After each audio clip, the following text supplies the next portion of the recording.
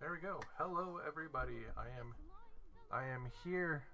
As you can see, I have hands. But yeah, welcome to the stream. This is going to be more of a recording for my YouTube page. I just finished a house chores, doing the health stuff. But anyways, so my book finally came in after a bunch of UPS shenanigans and bouncing my book between America and like where I live. It's like it bounced around the world a couple of times, and it's been close by where I live twice, so they could have just dropped it off, but UPS wanted it to be dicks and they crushed my box. So I could say not very happy with UPS right now. They are dinguses and they almost destroyed my book.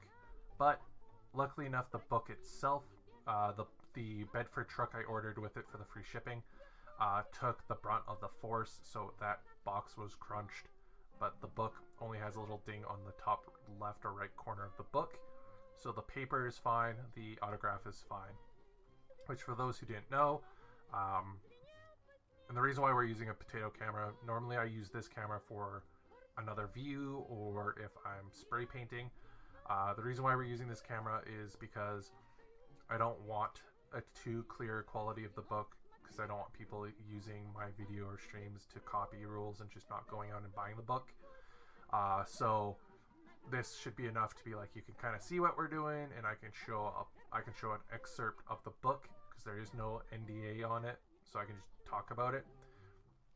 But it's not going to be enough for somebody to screenshot it. If they do, they're doing a lot of work and they want it for other reasons, or they'll find it somewhere else. So it's kind of a throw you off from trying to do that shit, because I don't want to get in trouble and I don't want this awesome game to get, a bad reputation. But anywho, that rambling of what happened today out of the way, we got our little friendos here, our flesh hounds. They're going to kind of sit and act as my ways so I can tell where the camera corners are when I record. So that's where they are. Hopefully you guys enjoy the classic music in the background, same World War II era music. So yeah, let's get right into it. So how we're going to do this is I'm going to start from the start. This just like anybody else who's in a friend group, who's the one that buys the models in the games, and everybody else just leeches off you like it's a piece of gum in high school, and wants to play it but they don't want to put money into it. I got the rulebook, and I knew as soon as they heard that the ping from the shipping notification that it came in, they were going to just rush me for that book. So I just opened it from the box, threw it on the table, and backed away. And when it finally hit time that they had to leave to go home, I was left with the book, and now I finally get to read it. I'm a person who, when I get something new, I want to, unless it's like, a two-player thing, or I'm with my best friend who is also streaming right now, which we did a shout out to. Go check him out. He's trying to get affiliated, so any help for that would be appreciated. Unless it's with him. I like to personally just be in my little safe space, my little corner of where I do my hobbying, where this stream is happening. And I like to just take my time and process it. So, yeah. But we're going to do this with you guys today. So, I'm going to quit yapping and I'm going to pull the book out right now. I think we've been talking long enough, so shouldn't get insta-pinged by whatever stupid bot is on the internet now. So, anywho, let us go right away into this. Oh, disclaimer before we start. I am pro, pushing your stuff out if you're an artist or you do some sort of contractual work. If you have a Twitter name or handle or DeviantArt or something and you want to share that, go for it. I do say, even for me too, this applies to me, click links on my site with caution, and I am not liable for anything that happens to your accounts if it does happen. I will do my best to try to catch sketchy shit and remove it. If you start soliciting services or asking or trying to lead into it, like those people that try to do graphic design or YouTube channel stuff, without being asked about it first, or you just keep trying to push it, you will be banned or timed out. So that's a new channel update that's going to be coming here. I will update it into the chat thing, but that's going forward. That's how we're going here. So without further ado, the book. I'm gonna try to.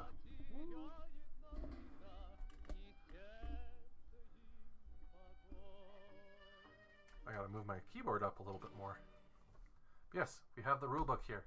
The glare is going to be bad for a bit because it is gloss, but as you can see, we got dings right there, and that's, yeah, where most of the damage was there.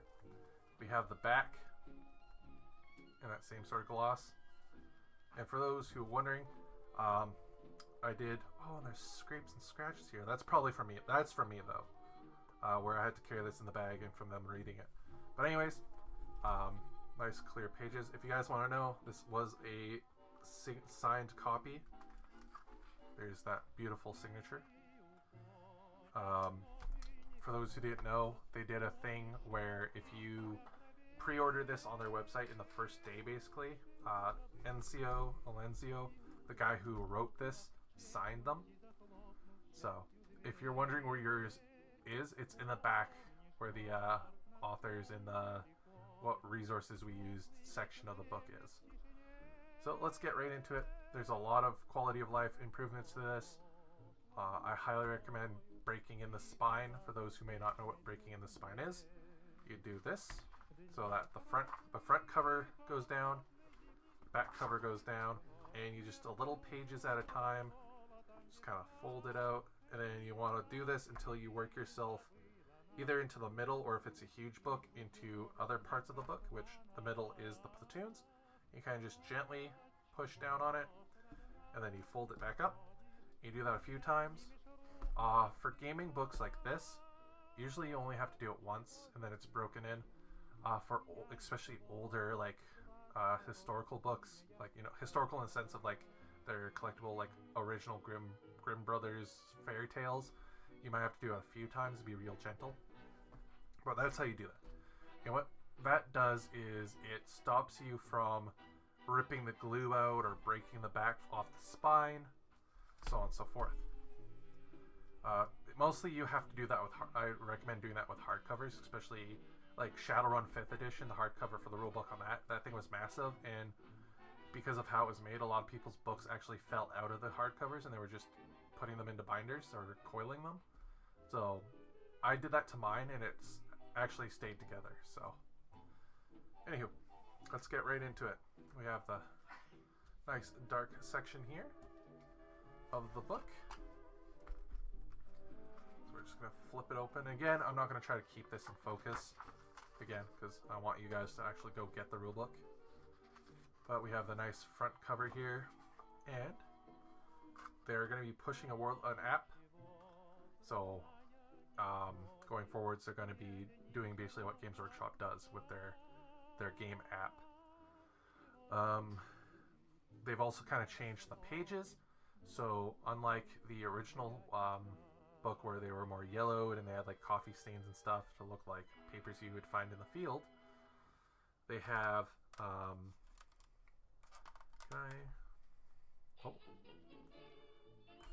just trying to figure out how to get this better for you guys. I think that's the best I can do.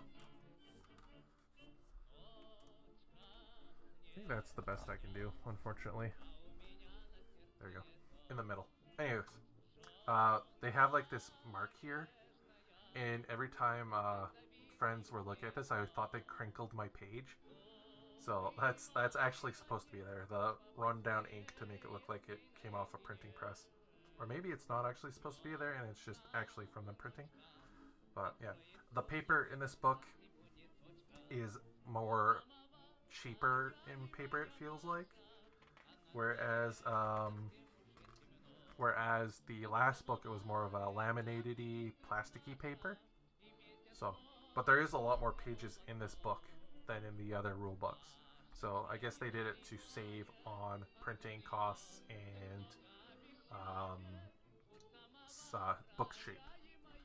I gotta keep the doggos in scene. There you go. Keep the doggos. Gotta keep the doggos in frame. Doggo. There we go. There you go. Doggo. We got doggos. Anywho, going forwards. This is something I will show. They have updated. There we go. They have updated the index. There is an actual index now, and it tells you everything you want to know. So you're looking for a specific thing. You're looking for assault rifle. Boom, tells you the page. You're looking for how to do something in vehicles or orders and stuff. It tells you right here in pages. And for the most part, all the pages in here that they reference are actually correct in the book. I know there's been a few ones, especially if you get like pocket editions of something and they have to change the layout, but they don't change the typing. The pages can be greatly off, and a lot of RPGs, especially like Pathfinder when it first came out, had horrible problems for that. But this seems to not. So there's a lot of stuff in here. Of course, the factions. We have some new art in here, along with old art that they pulled from other campaign books to put in here. And we have our little intro here. So we have it if you've never played Bolt Action before, and then if you have coming back. We are coming back, so we're going to read the coming back section. So this is from the guy who created the book. This is his little intro. We have, welcome to 3rd edition of Bolt Action. You'll find the new core rule mechanics are not too different from the previous versions. As they say, if it ain't broke, why fix it? So rest assured you will not have to learn a completely new game from scratch. The few changes we did make to the core rules, like introduction of cover saves, have allowed us to streamline the shooting sequence, resulting in a leaner, simpler, better flowing sequence. You will spend less time doing math, which will leave you more time for thinking of tactics to defeat your opponent. The section that underwent the more changes is how you build your armies. Instead of the single reinforced platoon, we give you a choice of 6 different types, which feels more historical in terms of respecting real-life military organization, whilst at the same time allowing you a greater degree of freedom when creating your army. It is time to try something new. Finally, the 6 battle scenarios have been replaced with a new battle scenario system. This system uses 6 different victory conditions, 2 different deployment zones, and 3 different setup types. The multiple combination of these 3 elements allow you to generate 36 different battle scenarios. This means you get more variety in the system and easy to customize and modify based on your taste or organized play requirement. Have fun. So they did come out and say that as things go on and they make more tournament packs and stuff like that, and they've introduced and they've actually had what's the word? Interviews with tournament organizers. They are going to be making more stuff for this. So there's going to be more deployment styles, and when they recreate the campaign books, they'll have them. Things like that. For those who have campaign books like me, who basically have all of them, unfortunately, unless you talk to your friends, I wouldn't be against it if like I wanted to play with my friends, because we're very casual. Like Bolt Action is it's like our intermediate. It's our competitive casual game. So it's a game where we still use points, and we try to like one up each other, and tactics. We follow the rules for the most part. But we also are not against if it seems historically accurate or just fun to do, we'll allow somebody to do it. So if your friends are cool with it, you could probably use unique units from campaign books alongside this rule set. But for the most part, you're going to be using those old campaign books for history and for deployment and victory conditions and point totals. But you're not going to be able to use the list selectors, again, unless you agree to it. Those ones are a little bit easier to do. Or you definitely can't use the unit entries from those books anymore. But the new army books, they did state that they will be bringing models and units from those campaign books and be putting them either into the army books or as digital downloads. I have yet to download my France army rulebook, because that's a second nation. It's not a primary one, so I'm gonna check there to see if they did that. But right now, we're currently looking at the rulebook. So yeah, there's some things I do know. I did read the weekly lead up to this, so I do know the general idea of how this plays and the new things that they did change. So going forwards, we have War Games and History with this really nice art piece, one of my more favorite ones from, I think this is either the Russian book or the Battle of Stalingrad. Unlike the older books where they would say, like, a little white banner across the top here, like, art by this guy from this, like, depicting this or from this book, it's just a plain piece of art with a nice, clean, sort of, like, boom, title. And section looks like it's going over what is a war game and, like, the history of where it started. And I definitely am going to read that myself.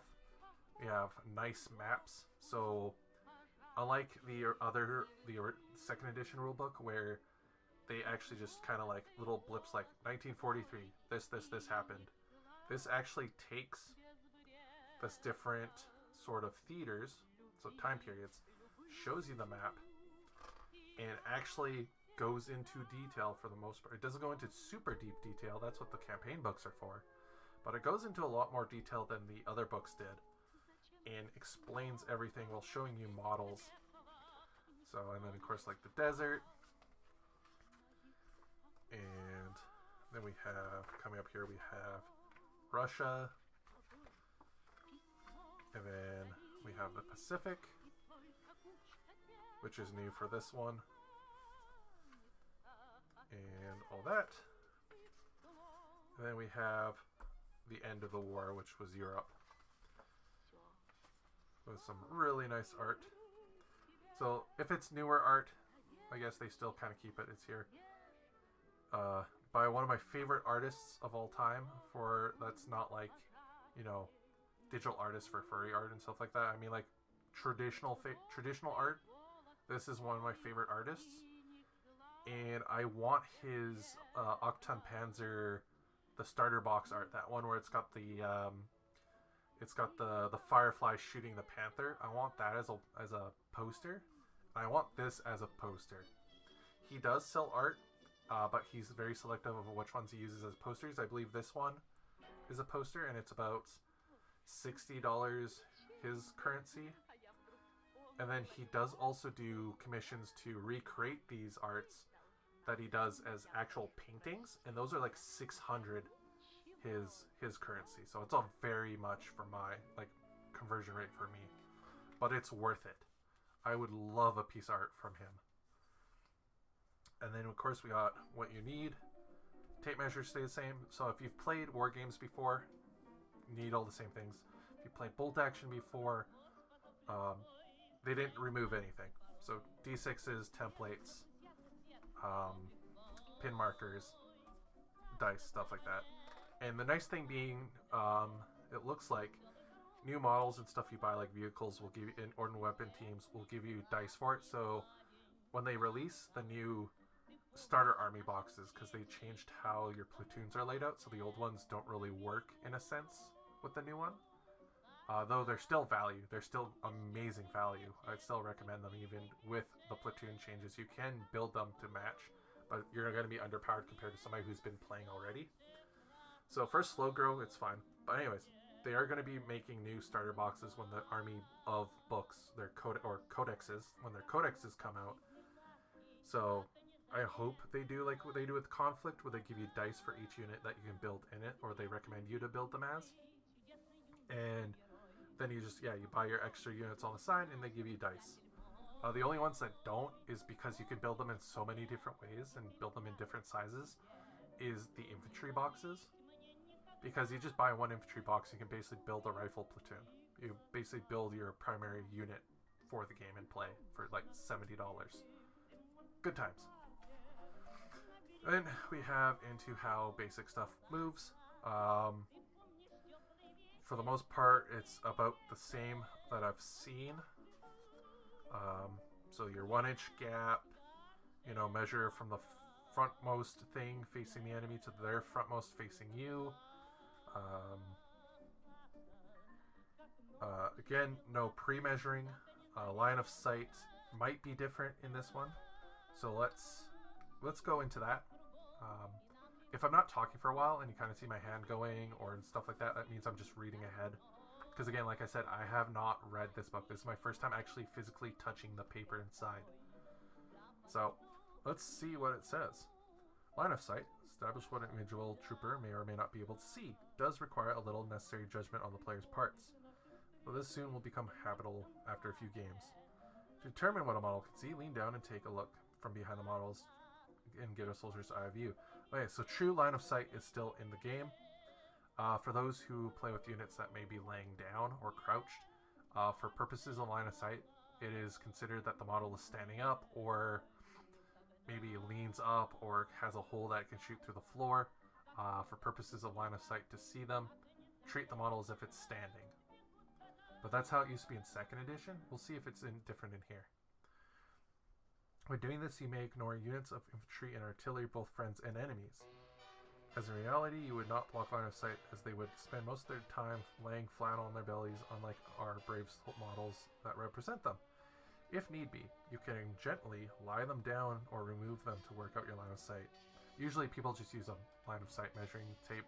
It's like a laser pointer, but it has mirrors in it, so it like makes a flat line instead of just a single line. Vehicles and terrain, on the other hand, you cannot ignore. Okay, so vehicles and terrain, vehicles, that's the big one. Vehicles will block line of sight now. So that's a big one.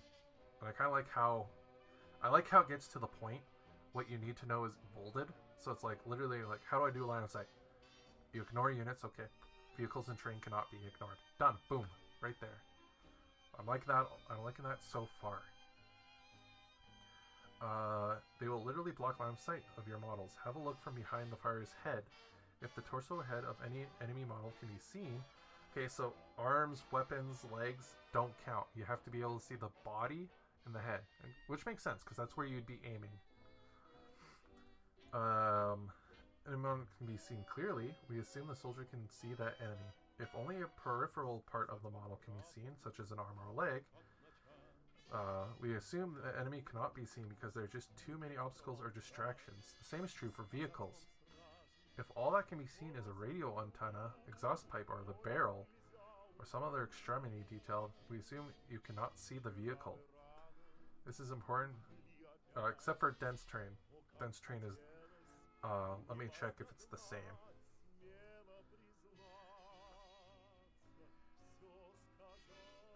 Okay, so it is the same. So dense terrain works the same. So as you can see from the example here, this Sherman can't see this squad because you cannot draw line of sight through dense. But if you're inside dense terrain, you can shoot into it and you can shoot out of it.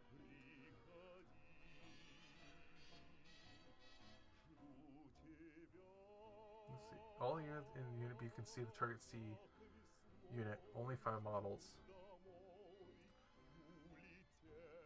In Unit A, only 5 of the 5 in A can see C. In the tank, and yeah, the tank cannot see C at all. Yeah, so it works the same. This is dense terrain is mostly like trees or rubble, like crushed buildings and stuff. Hills, if you don't go on.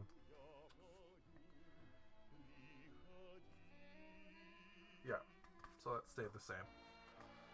And we have, of course, you know, examples of how line of sight working down. So this Sherman could shoot at these guys because it can look straight over it. Though in the original one, the line of like dense terrain had a line basically that went all the way up. It was an unlimited ceiling. But if I was playing this, I would say the Sherman could shoot them because it can clearly see over that building. And you know, it's a tank. But these guys couldn't, and he couldn't shoot down at these guys because they're too close to the edge. So, they used to draw lines for this, but let's see. To be higher than any models on the table, blocking line of sight to the... Alright. Units are not allowed to draw line of sight over dense terrain. The dense terrain is always assumed to be higher than any models on the table, blocking line... Okay, so the unlimited ceiling is still there, which... doesn't make sense. I think that rule should have went away. It should be if you're taller, like you can draw like a line of sight like that. If it clears the building, it should be targetable. Though they might get a cover save, but if it clears it, what have you. This is another new rule. This is a new rule that came into this edition. So for those people who, like me, who like to park your anti-tank guns or your howitzers and stuff near the edge of your board, or if you're forced to do it because of how deployment works for your mission, models can actually willingly and unwillingly go off the table now. If a model fully goes off the table due to movement or running away from fear, it is considered destroyed unless stated otherwise. So that's a new thing that happened. Rerolls are the same. If you can reroll something, you reroll it, taking the new result no matter what, and you can't reroll into a reroll. And units, so now we get into the types. From what I've seen, not too much has changed there. But I do like how they kind of lay this out to tell you what a thing is now, because they never really did that in the first one. They just kind of assumed you knew what it was because of the box. But for people who may not know stuff, and especially historical stuff, this was needed. So I'm very happy that they have this nice clear layout with pictures. So yeah, your infantry is, you know, dudes on feet and mortars, and then your artillery and your vehicles.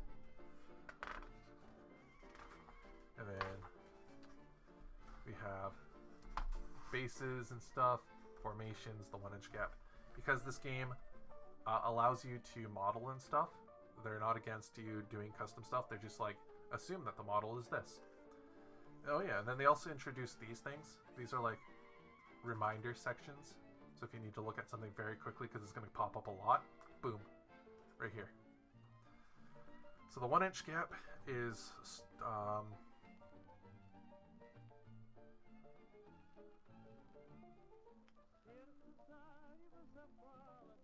1-inch gap is still there, so that basically means you have to keep a unit an inch away from any other unit, be it friend or foe.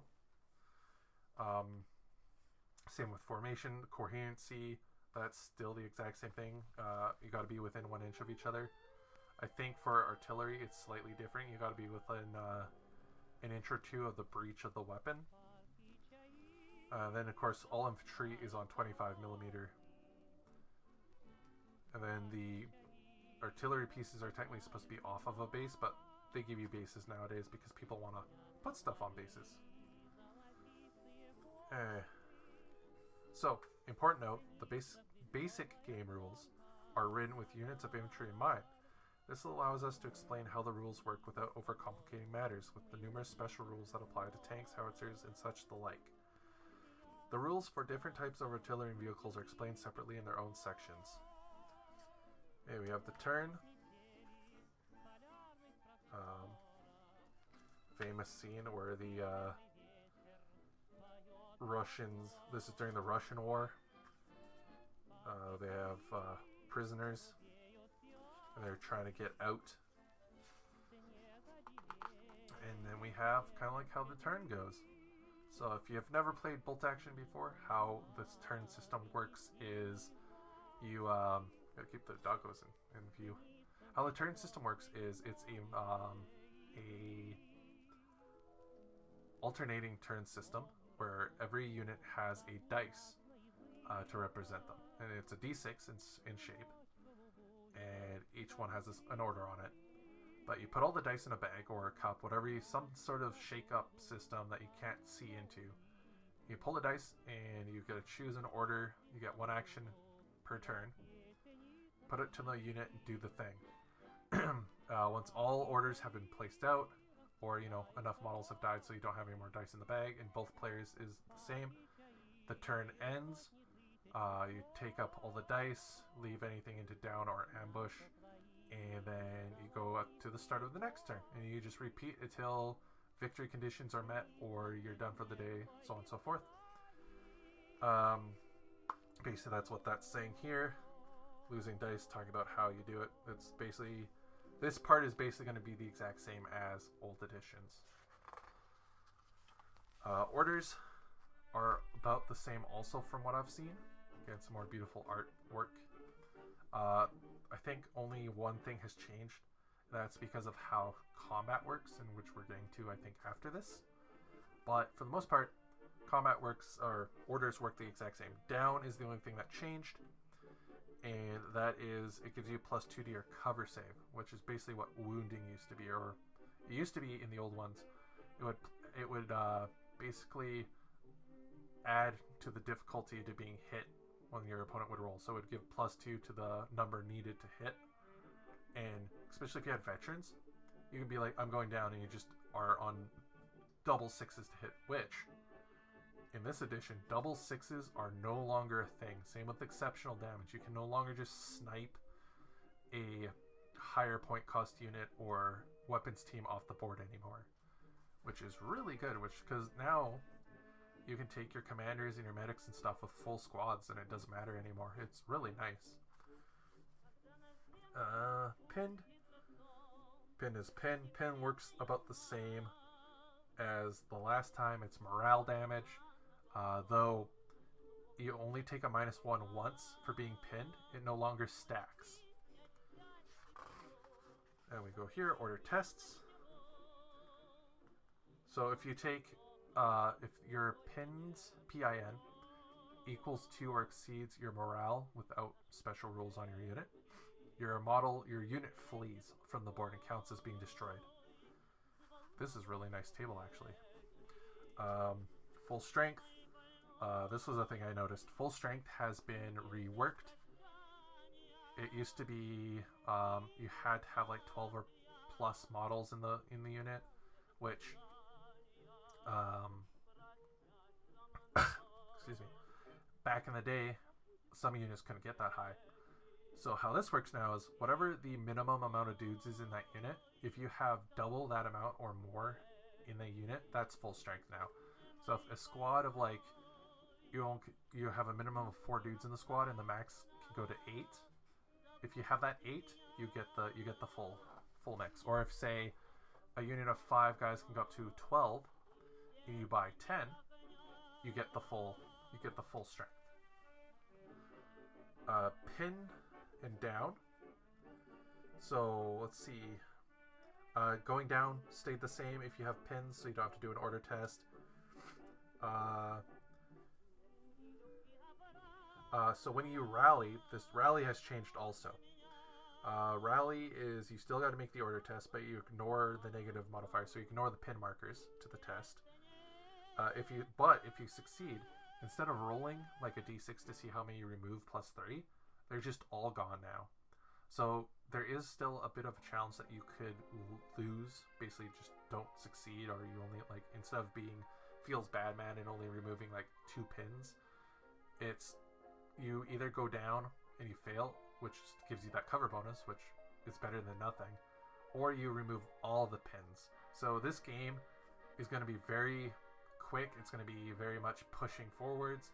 You're going to be eating those pins until the last second or last couple of seconds, and then just rally to remove them all at once. So this is going to be a very much a fire and maneuver game and taking risks to win, which I like. I like how it's not going to bog down the game, because I hate when your opponent gets the really god rolls on pre-bombardment, or if hits one of your transport that carries all your units and puts like a pin to 3 pins on all your units, and even though they're veterans, you still somehow roll like 6 double 6s, and you just can never do anything with your units because of that one pin that forces you to go down. So I am happy with that. Food bar also changed, and now it's a 50-50 to either, you know, do bad or do okay. What is food bar? Goes on that with snafu. Morality has stayed the same. You know, table morale is the same. Squad leaders and stuff have changed. Now, why this matters is because back in the day, again, we were just talking about, there was the I can speak. There was an NCO, a sergeant in your squad. Snipers and other things could do a thing called exceptional damage.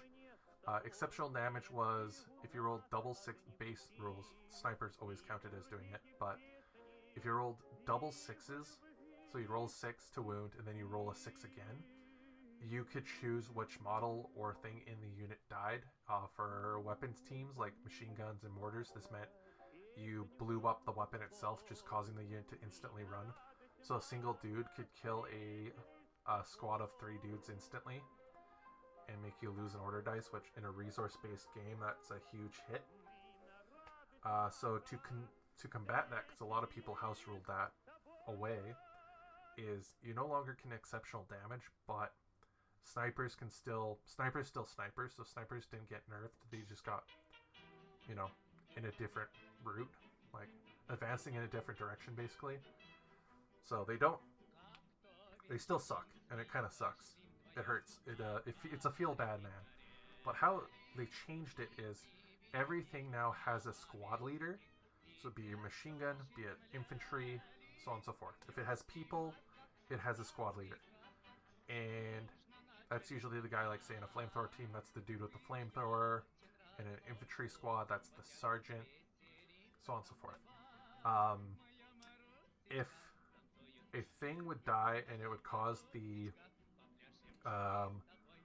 weapon guy, like the flamethrower guy, to die, the next dude would pick up the weapon, but he'd be at a -1 to hit because he doesn't have a dude to help him with it. So it stops teams from being instantly killed off, but also still kind of has like that effect that if an officer dies, you permanently lose a morale thing or to hit. So it makes teams last a lot longer, but also, yeah, it makes teams last a lot longer. You'll be able to continue your plan and be like, hey, I have a plan to move this flamethrower up, and then you don't get instantly removed. So it's good. It's a good thing, I promise. Same.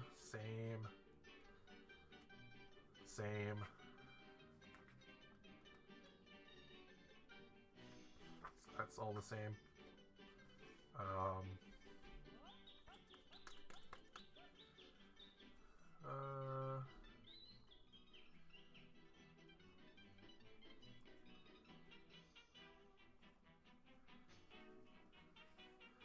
You're not allowed to assault if you move onto the table from reserves. That's whatever. Interpretation of friendly units.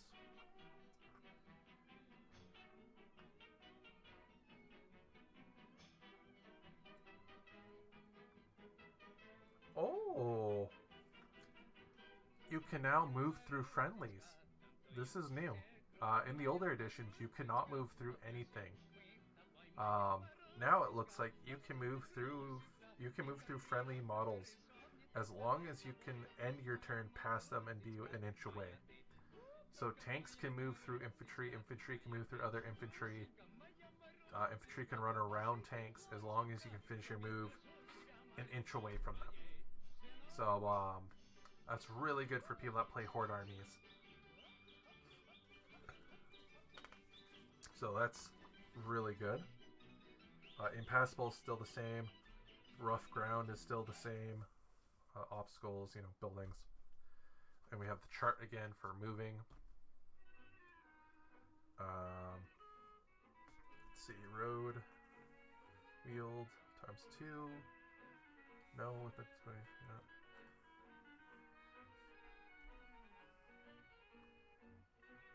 Alright, so it looks like half tracks. There's no half track section anymore, it's just wheeled or tracked. Alright, so heavy and super heavies can demolish buildings, but tanks can't, tracked vehicles can't go through it. Same with wheeled. Artillery can't go into buildings unless they deploy in it, but they can't be removed. Alright, so it stays the same and it clarifies some stuff. Roads, they just basically double your movement. Oh, okay. This is new. Wheel vehicles are the only thing that benefits from moving on roads, and it doubles their movement. Tracked vehicles do not benefit from roads anymore. Interesting. And tracked vehicles can go through rough terrain, but they can't run. You think they would, because that was the idea behind tracked vehicles. Interesting. Artillery in rough ground, unless they start the game. So artillery can't go through rough ground. Oof. They can't go through obstacles, of course. No one can go through an obstacle. Infantry can. And tracked vehicles can crush through it. Okay, cool. Shooting. So shooting basically is about 80% the same. Now there is one major difference, and that's how the shooting phase works.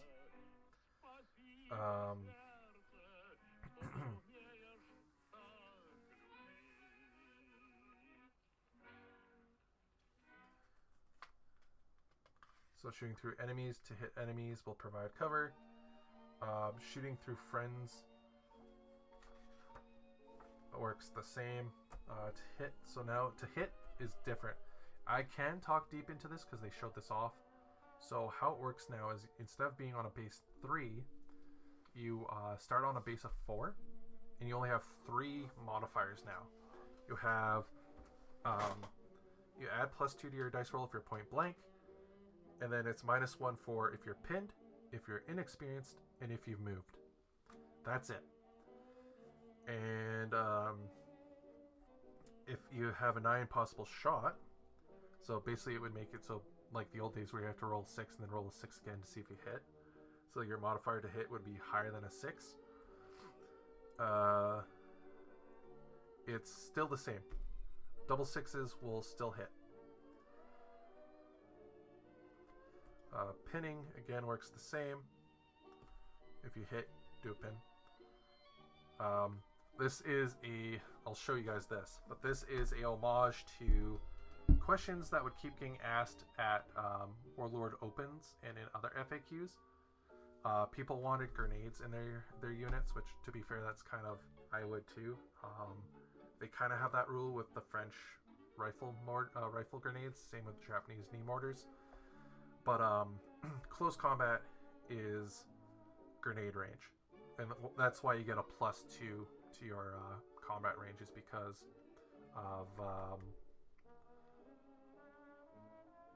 whatever, is because of grenades. So that's why. Inexperienced, of course, you just don't know how to really use your rifle. And then damage chart is still the same. 6 up, and then 7, of course, 11 up, so on and so forth. How penetration works, same. Troop quality is the same. What you need to hurt, so on and so forth. Now this whole section here is the new thing on how it works. So usually how it used to work is you'd roll to hit, and you'd add a bunch of modifiers up.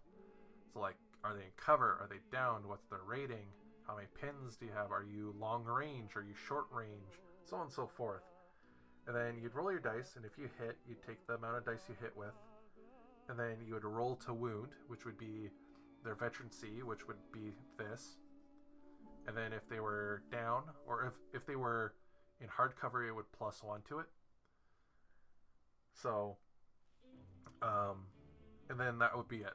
If whatever you wound, they would remove. So on and so forth. Or you'd roll on the damaged vehicle chart if you were shooting a vehicle.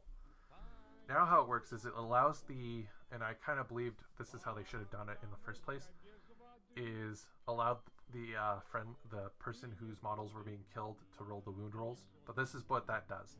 This is basically the wound rolls, except for simplified, and allows your opponent to roll them so they don't feel as bad, and they get to interact with you as you shoot them. So you only roll this if you have cover. So that's either if you're downed, which gives you a +5 base if you are in the open, or adds 2 to your modifier. And then, so buildings aren't going to be as deadly as they used to be. And then soft cover, so that's like your wood fences, wood houses, trees. We'll do that. And then your hard cover is going to be your buildings, rubble, stuff like that, stone, like tanks, intervening tanks, and so on and so forth. And you roll that, and that's what you need to save your dudes. And then, of course, if for everyone you fail to save, you you remove. But that also means too, unless it has a special thing, all your opponent needs to do is just hit them to kill them. So cover is going to be terrain is going to be a major thing in this game. You have to play with tables with terrain on it, because the game expects you're going to be running through buildings, you're going to have walls and stuff, or tanks to hide behind. Because remember, intervening enemy models, so keeping your infantry behind your tanks and stuff, is going to give you protection. Shooting from cover, so on and so forth, it's the same. Morale, same. Ambush, fence, ambush units. You can swap it, stuff like that. So same thing. And the weapons. Let's see. Rifle is still 24 inches with one shot. Okay, so let's see if anything has changed in the weapon profile sets. Well, so rifle 24 one shot, same. Pistol 6-inch one shot, same. But it lost assault, so that's a thing. Submachine gun is 12 inches, 2 shots assault. Automatic rifle is 30 inches to no assault. Assault rifle is, I think, been upped, or I think might be the same. Assaults. Light machine gun. LMG is 4. It's teamed. 36 inches. All the except for heavy machine guns. Heavy machine guns went up in range. They're 48 inches now. But MMG and HMG are both 6 shots, and they're fixed. We'll see if the fixed rule changed. But that used to work like it affect how you move. But starting from heavy machine gun, it's a +1 pen, so that adds +1 to your dice roll to wound or removes, you know, their cover save. Let's see, light and heavy autocannons stayed the same. Piot, I think, may have went down in distance. Panzerfaust stay the same, light anti-tank.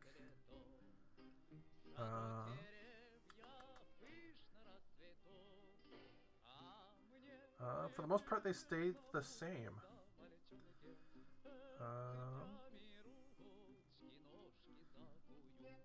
Cool. They removed the dice thing from HE now, so there's no more, I guess because they're not having to reference the old books. So everything now is in inches. You don't have to do any conversion to figure out what's the penetration or the damage done to a building by looking at a chart that would convert the inches of a blast template to the old system. It's literally just here. It's here. And usually it goes light, medium, heavy from 1, 2, 3, 4, so on and so forth. Rifle, pistol, submachine guns explains what those are if you don't really know what they are. Howitzers and stuff. Hand grenades, we do not. Yeah, another thing to grenades, we don't. Amongst the weapons list, this is because grenades are thrown only at a very short range, point blank. So yeah. So there's a new special rule, the anti-tank gun. That is, well, I can get this to clear. This was shared by their official channel, so I can share this. Basically, if you're shooting a anti-tank gun, when you're shooting at an anti-tank gun against a vehicle, you get +1 to hit. So that's another thing that kind of affects it. They should have had that on the to hit chart to be like AT firing at vehicle, but it just adds +1. So it makes anti-tank guns worth taking. This applies to also things on vehicles too. So tank v tank is going to be awesome, but because they did push Tank Wars into this book, so they've combined Tank Wars and bolt action Assault's the same. So fixed. This is the one I want to look at. Okay. Ooh, okay. Multiple weapons, that clarifies it. That's good. But anyways. So assault weapons give tough fighter. That's a thing to remember. But yeah. This weapon is too heavy and cumbersome to be moved easily, if probably sustainable amounts. Ammunition, so on and so forth. When ordered to fire, a fixed weapon can only target an enemy unit that lies at least partially within their front arc, so 45-degree angles of the barrel. So no longer by the hull, it's by the barrel. But normally people do by the hull or whatever direction the turret's facing. Anywho. When ordered to advance, fixed weapons do not move from their position, but can instead be rotated on the spot. They get a -1 for firing on the move. When you run, fixed weapons that are carried and crewed by infantry teams move the normal 6-inch over open ground or 6 through rough ground. Fixed weapons units can never assault other units. If assaulted by enemy, the gun itself is ignored and the crew and the models are assaulted as normal. Exceptions for artillery fixed weapons are listed in the artillery section. So it works the same. So your fixed machine gun crew, your fixed mortar crew, the only way to move them is to give them a run order, which then they run as normal. Flamethrowers, did they change? That was the big one that everyone was afraid of.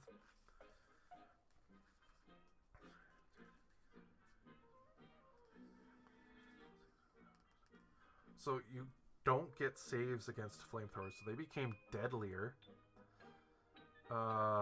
Hits... Yeah. Yeah, okay. Go on, King. They hit the top armor of vehicles. So still again. Let's see what else. So they don't suffer the -1 penalty when firing at long ranges. They don't rely on kinetic energy, so they don't get the... Oh, so that's just like talk about pen in long range. Okay, so that stayed, which is weird because they didn't put long range as a modifier yet. They kept it for vehicles. Intriguing. Anywho, any hit takes 1 pin marker because it's been hit, and for her, their D3 pin markers count for the unbridled terror. So it's D3 plus 1. It's less. I think it used to be D6 pins that you take, so it would be D3. Oh.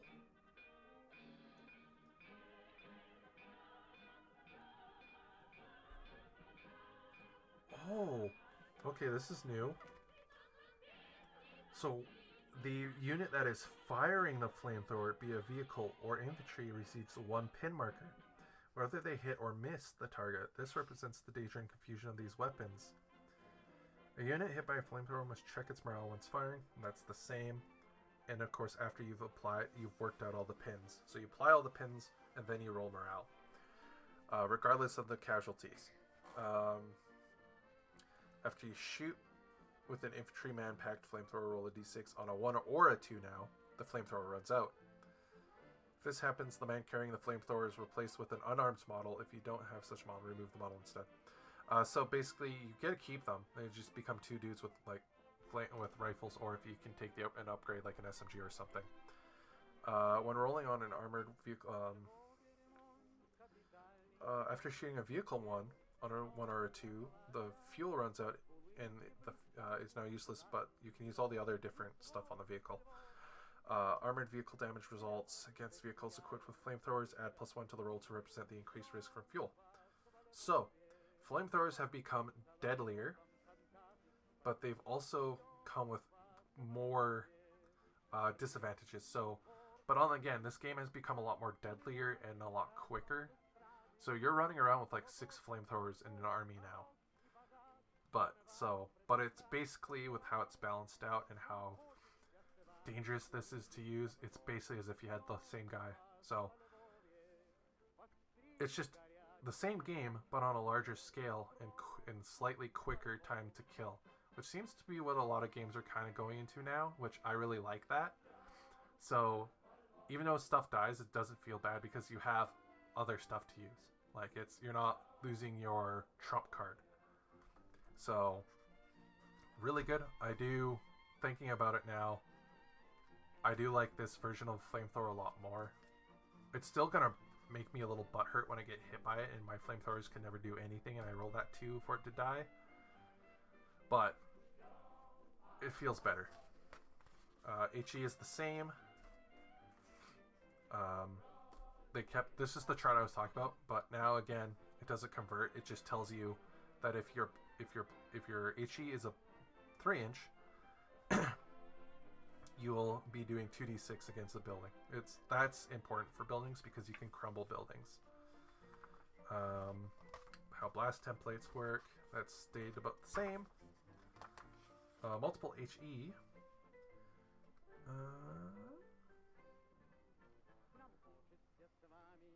That is about the same, I believe.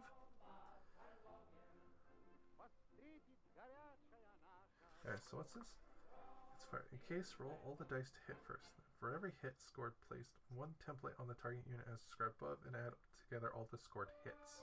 Okay, I see. Indirect fire. The same. You gotta like. Let's see if they changed about zoning in. If the shooter receives a fire order, and then if the target unit has not moved from their position, a hit is scored on the 5. The count is moved. Every model in the unit must end its move at least 2 inches. Oh, so it did kind of change. It used to be if you moved or the enemy unit moved, and it didn't matter how far it moved, it just had to move. It would restart the zoning in. So now it's just if the enemy unit has moved more than 2 inches away from the original targeted area. So that's actually pretty good now, because if you need to move your guys around because say they're going to get shot at, or if a building crumbled, or if you need to get better line of sight, it won't make them lose their thing now, which was a huge problem with indirect fire back in the day. This is really good for like priests or mobile like M3 half tracks with mortars. They're going to be really good now as long as you keep that line of sight. And then this will also cause your opponent to have to actually move their units out of the way, so that can cause them to go into your line of fire. So I really like this update to this indirect fire. Still, again, if you hit, it drops down to a 2+. Units hit by indirect fire receive no cover saves. However, if a unit does go down the shot with indirect fire, the number of hits is still halved. So that stayed the same. But yeah, okay, so you just obliterate units that are hit by HE. Okay, so that's another just straight up kill. But again, this game you're playing with you're basically playing with like 12 infantry squads anyways. So HE is super deadly. It's just as deadly as flamethrowers in a sense.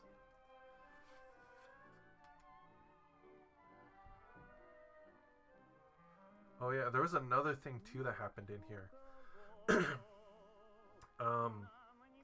The guy who's your observer can actually now spot for all indirect weapons in your army. So he does more than just call in airplanes or artillery strikes now.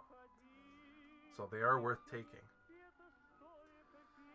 So if a unit includes both normal weapons and indirect weapons, such as one or more light mortars inside of a unit of riflemen, any mortar in the squad can pick a target individually. So there's split firing for indirect.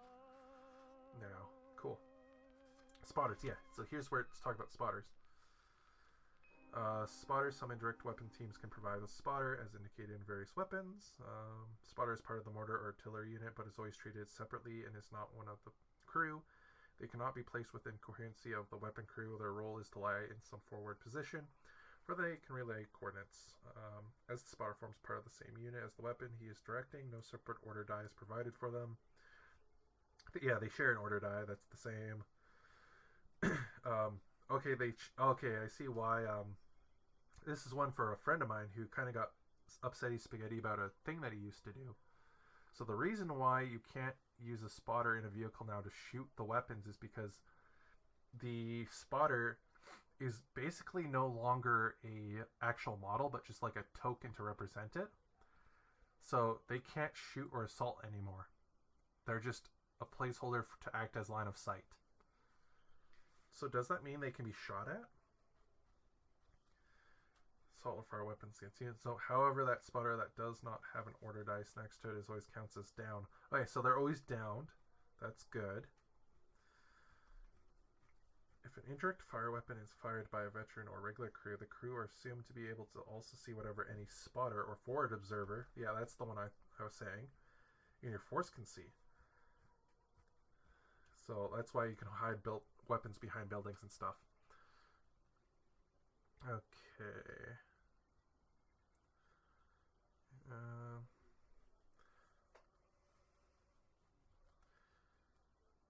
If the artillery piece or whatever that spotter is assigned to dies, you remove the spotter also. They can't hold condition stuff. They don't count towards winning.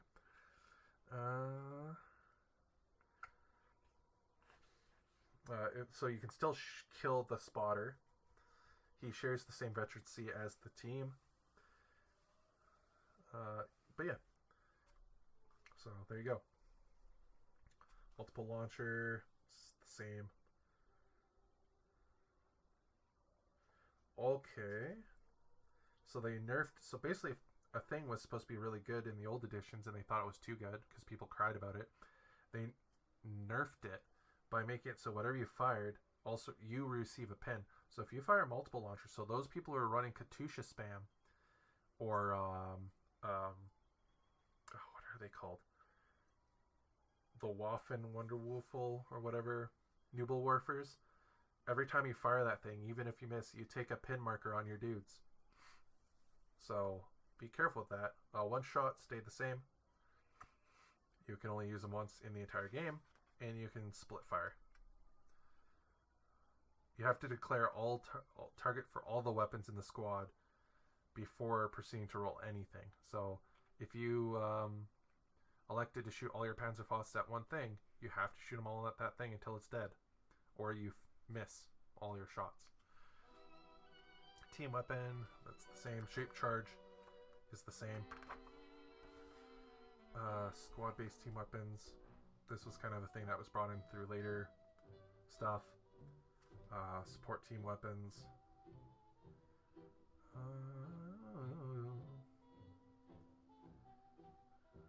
These are new. So support team weapons are usually just large size like weapon teams.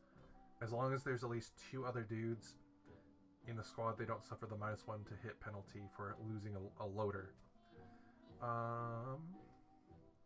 And sometimes they'll have rifles and stuff too. So like the Japanese MMG team that can have multiple loaders in it would be this. Squad-based team weapons, so that would be like if, say, your combat engineers that have the armor in the Russians can take an MMG, so they have 3 dudes plus the other assault guys, or 2 dudes and the other guys. That's what that is. That's basically your LMG guy with his loader. Is it now a squad-based team weapon? Again, it's the same, basically the same thing.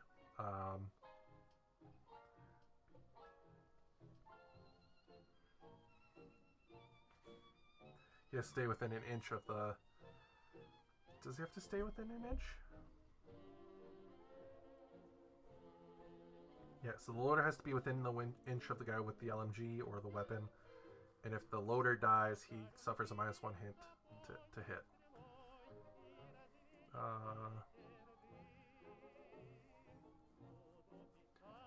Yeah. Yeah, okay. The loader cannot fire his own weapon, so it stayed the same. They just gave it a term now. Close quarters, did that kind of changed? It changed to how I used to play it, which was close combat, unless you're fighting over a defensive terrain piece, you swing at the same time. And you just roll to hit. There is no cover save. Yeah. So besides that, it's all the same. Yeah. Where's the one about buildings? Assaulting through terrain. Defended obstacles. Which is like this right here.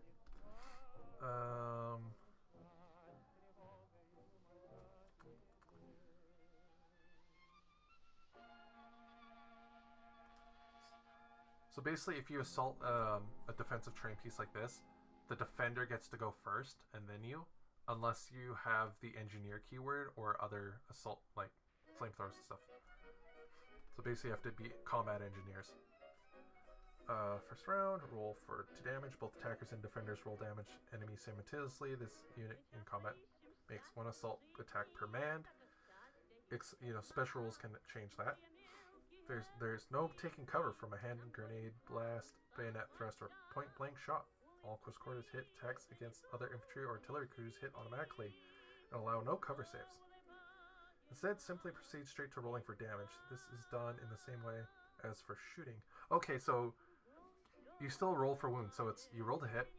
If there's cover, your opponent gets to roll the cover, and then you roll to win, which is the 4-op 5. Okay, so it's about the same. I thought it would be worse. I was dumb. It's not worse. So there's that. Whoever takes the most damage, that stayed the same. Damage installed. Resolving draws. Who's just destroyed? Defensive positions. This is the new one. If the defender is fighting across an obstacle, defender has the advantage of readying themselves for the onslaught. This means instead of both sides fighting simultaneously, the defender fights first. Yep.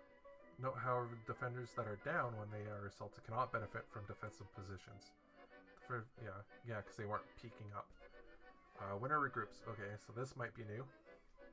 A regroup move. Does not require an order, does not affect any other order the unit already has, and does not prevent the unit receiving an order to turn if not already to do so. This is out of sequence, so it doesn't affect anything. A unit making a regroup roll rolls a d6 and can move up to that number of inches. Although regrouping units are moving, they cannot exit the battlefield, mount transports, or enter buildings, unless they assaulted said building. So we have our HQs. These are like your commanders, your lieutenants, spotters. In the old game, there used to be different rankings. So like lieutenant, second lieutenant, major, captain. It's now platoon commanders and stuff. So your second and first lieutenant is your platoon commander. Company commander, so that's your entire army, is captain, major, whatever. Morale bonuses kind of got bunched together. So 6-inch range, 12-inch, 2+ morale bonus. They've upped it now, so everyone basically benefits from the German special rule back in the day. So it's now 2 extra order dice, or if you're German 3, or 4 if you're a company commander. Besides that, they all work the exact same. Snap to action basically works the same. They did though make it so you can't chain reaction stuff. So you can't snap to action another guy to snap to action. I used to do that with my Germans.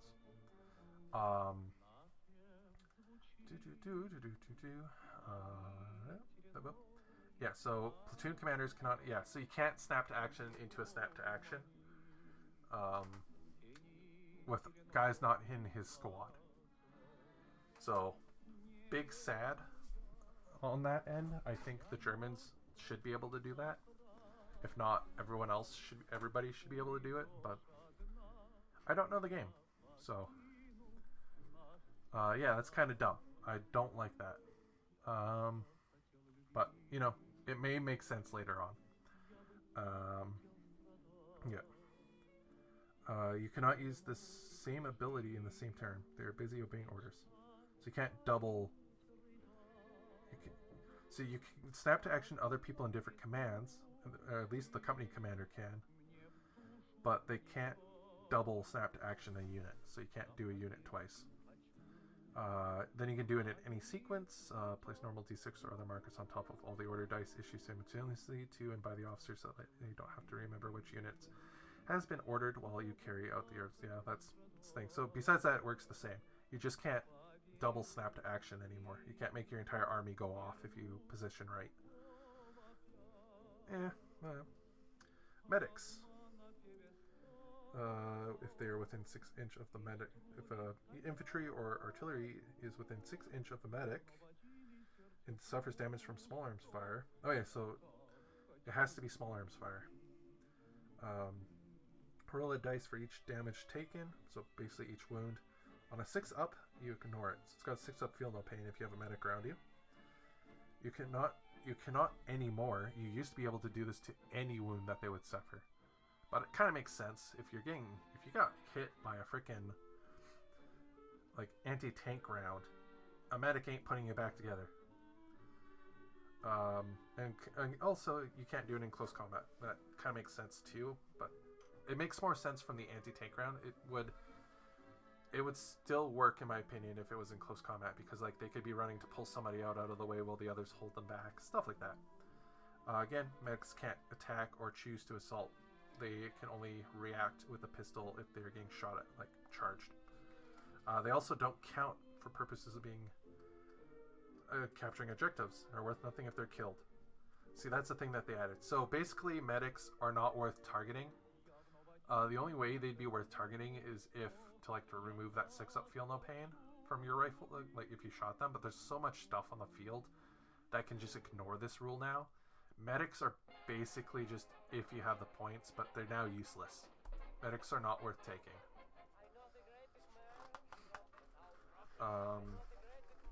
For artillery, they work the same. It looks like they're the same. Randomizing direction is the exact same. Air observers looks the same. Flak. Let's see flak if that's changed. Flak automatically fires at the aircraft token if it relies in range of their firing arc. Nothing can block line of sight to it. Flak unit, unless the campaign says otherwise, the mission scenario says otherwise. Flak. Come on, focus. Flak. There you go. Flak counts as open. Expand on 136. Pintle-mounted machine guns have flak special rules, and note the firing a flak weapon against an enemy aircraft does not make the vehicle count as open top. Oh, they removed that. So how it used to work is if you shot that pintle-mounted weapon, including firing at airplanes, it would pop you up and it would make you open top. So your tanks would become open top, but you get extra shots. So they removed that for flak. You do not become open topped if you use it. Any flak units in ambush retain their ambush. Oh, okay. So they just really hate airplanes in this game, I see. Friendly flak units must test to hold their fire against attacking aircraft. That stayed the same. 4 up if they're inexperienced. Regulars are 3 and 2 up. Managing to hold the fire. Oh, that's to see if you don't shoot your own thing. Okay. Rookie pilot attacking their own side. The test is automatically failed. So yeah, you can't shoot your own rookie pilot away. Flak weapons from units that are not pinned hit on a 5 up. Those are pinned hit on a 6. Ignore all other modifiers. Oh, if it's an HE weapon from some reason that would hit it, you roll as if it was like a building. So D3 hits against it. Do not roll to damage the aircraft. Instead, just tally up the number of hits scored in total by all flak weapons that fired at it, including multiple HE hits. Plane has suffered 3 or more hits, then the total it's been shot down or damaged. So yeah, so they still hate airplanes in this game. Cool. Hey, unit special rules. We're not going to get too deep into that. You can see these in their release, but basically everything has stayed the same. It's just kind of like updated to match the new special rules. The new things that have been added is engineers. Morty and Glory goes over fanatics and stuff, but like engineers was new, so that basically lets you attack building and defensive positions and attack it first or at the same time. Green is about the same. Infiltrator is kind of new.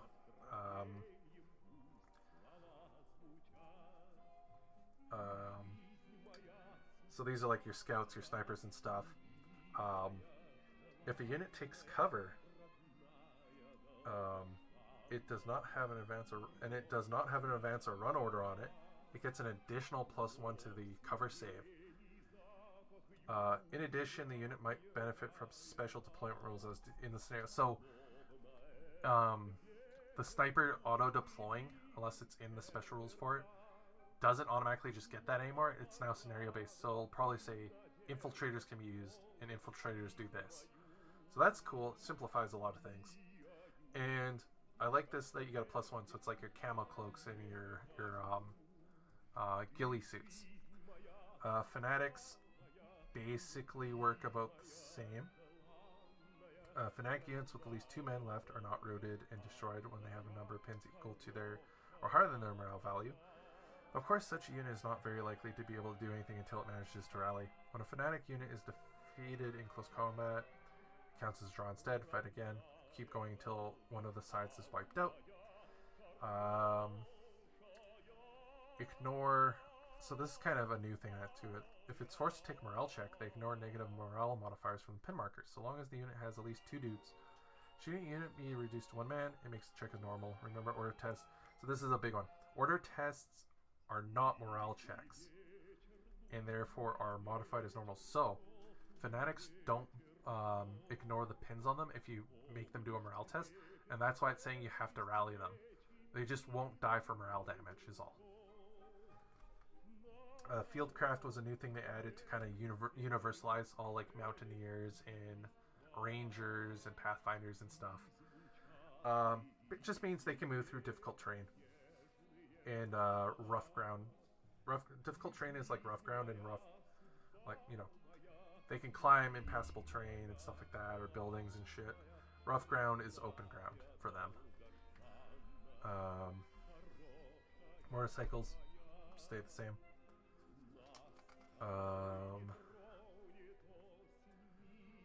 They basically recce. They can recce if you're on the bike. Shriekers always count pin markers as double for morale checks, routing, and so on. They always take an order test when given an order, even if they're not pinned. Snipers, so snipers change, so you can no longer, exceptional damage people. The doggo. Shots benefit from additional +1 to hit. So it's not just like a flat modifier anymore. It is actually affected. You just get a +1 to your hit. So you're always starting at a 3 up to hit. And this is against infantry and artillery units. If the successfully rolls to hit the damage, the firing player can pick the squad leader in the target unit as a casualty. So this is where I'm saying it's still the exact same thing, though they can no longer remove your LMGs or special weapons. It has to be the, it's either you let your opponent choose or you can choose the NCO.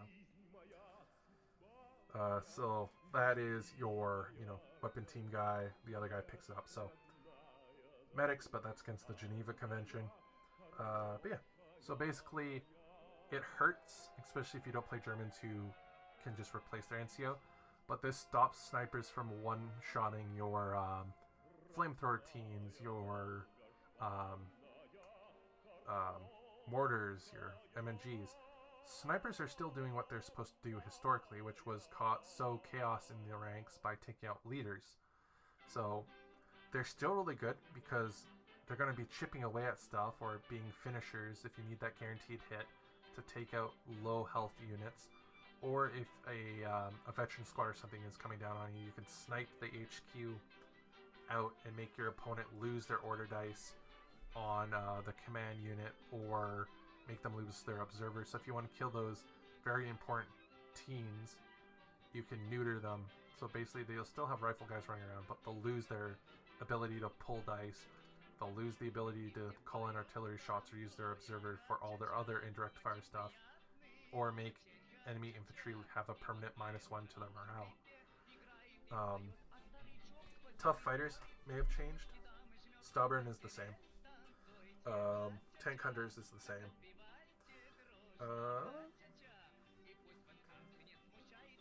Tough fighters. In close quarters against enemy infantry or artillery, you can reroll fail rolls to damage. Yeah, so tough fighters let you reroll to damage in close combat, which is really good. So we have artillery, which is here. That's fine. Artillery is basically the exact same as it was. So yeah. Yeah, so artillery stayed the same. Smoke vehicles. Vehicles kind of stayed the same for all purposes, but how you hurt them has changed. This was the change I really disliked in this edition. I was kind of hoping with, but again, you have now more multiple vehicles. Again, you're playing tank wars in bolt action, so it kind of rebalances itself. But I was hoping for more of an Octon Panzer feel. I was hoping vehicles could take multiple hits before being removed, or having hull points that would slowly degrade the vehicle stats over time.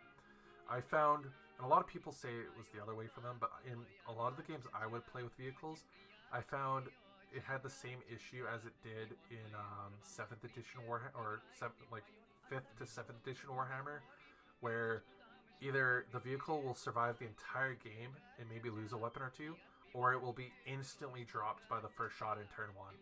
There is no in between. And with bolt action, I've had that. I've had my tanks never be able to kill things, or it's been able to kill things and then it instantly dies when it gets hit, or it's, yeah, I don't kill anything. Yeah, it acts as a bullet sponge. I had a Chi-He last an entire game, and it's taken hits from Fireflies and Piots and Panzerfausts, and it took like a bunch of pins, but didn't die. But I've also had it where vehicles that could have one-shotted things missed horribly at point blank, and then the dude just literally just shot him with a light anti-tank gun at my heavy and killed it instantly. So I was kind of hoping that, depending on the weapon difference, the vehicle would like not be able to be hurt as much or anything like that. I was kind of hoping there was a little bit more survivability.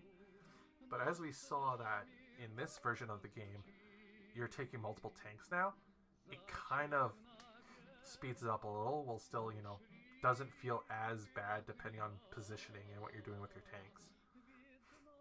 So, yeah. So there's that. How you run and stuff. You know, you move your double. Stuff like that. Roads, you know, don't do the thing.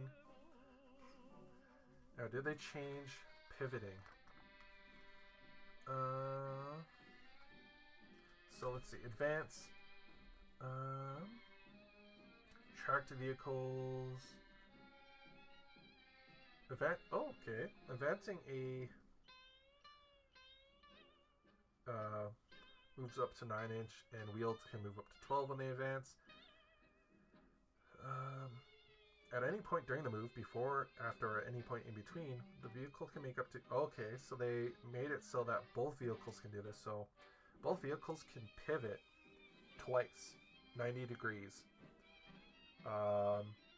You can combine these two pivots to become a 180 degree. Know that because a vehicle's hull normally has a rectangular footprint, it may add a couple of inches to its overall movement by pivoting 90 degrees. So they're saying that they know you, by turning your vehicle to a certain way, you might add inches to your movement, and they're okay with this. They know you're going to do that. So people that were freaking out when they changed how oval bases worked in 40k and Sigmar with rotating, like you have to measure this back because moving this would actually make it go closer. They don't care about that in this game now, so that's a bonus. We like a bonus. If you run, you can make a single pivot. That's pretty good. Reversing, you can two pivots. Nope, vehicles cannot mix forward and backward movements. They have to do forwards or backwards. If you move advance, you can only move half unless you're Recce, which says you can move your full normal. Fixed and team weapons. We assume the vehicle has sufficient crew to employ whatever weapons they carry. Special rules apply to infantry-operated team weapons and artillery ignored. Yeah, because it's on a vehicle. Vehicle-mounted machine guns. Machine gun-mounted vehicles dedicated crew, but rather were fired by men who were busy performing other roles. Very limited visibility. These factors mean that less effective than the same weapons fired by a group.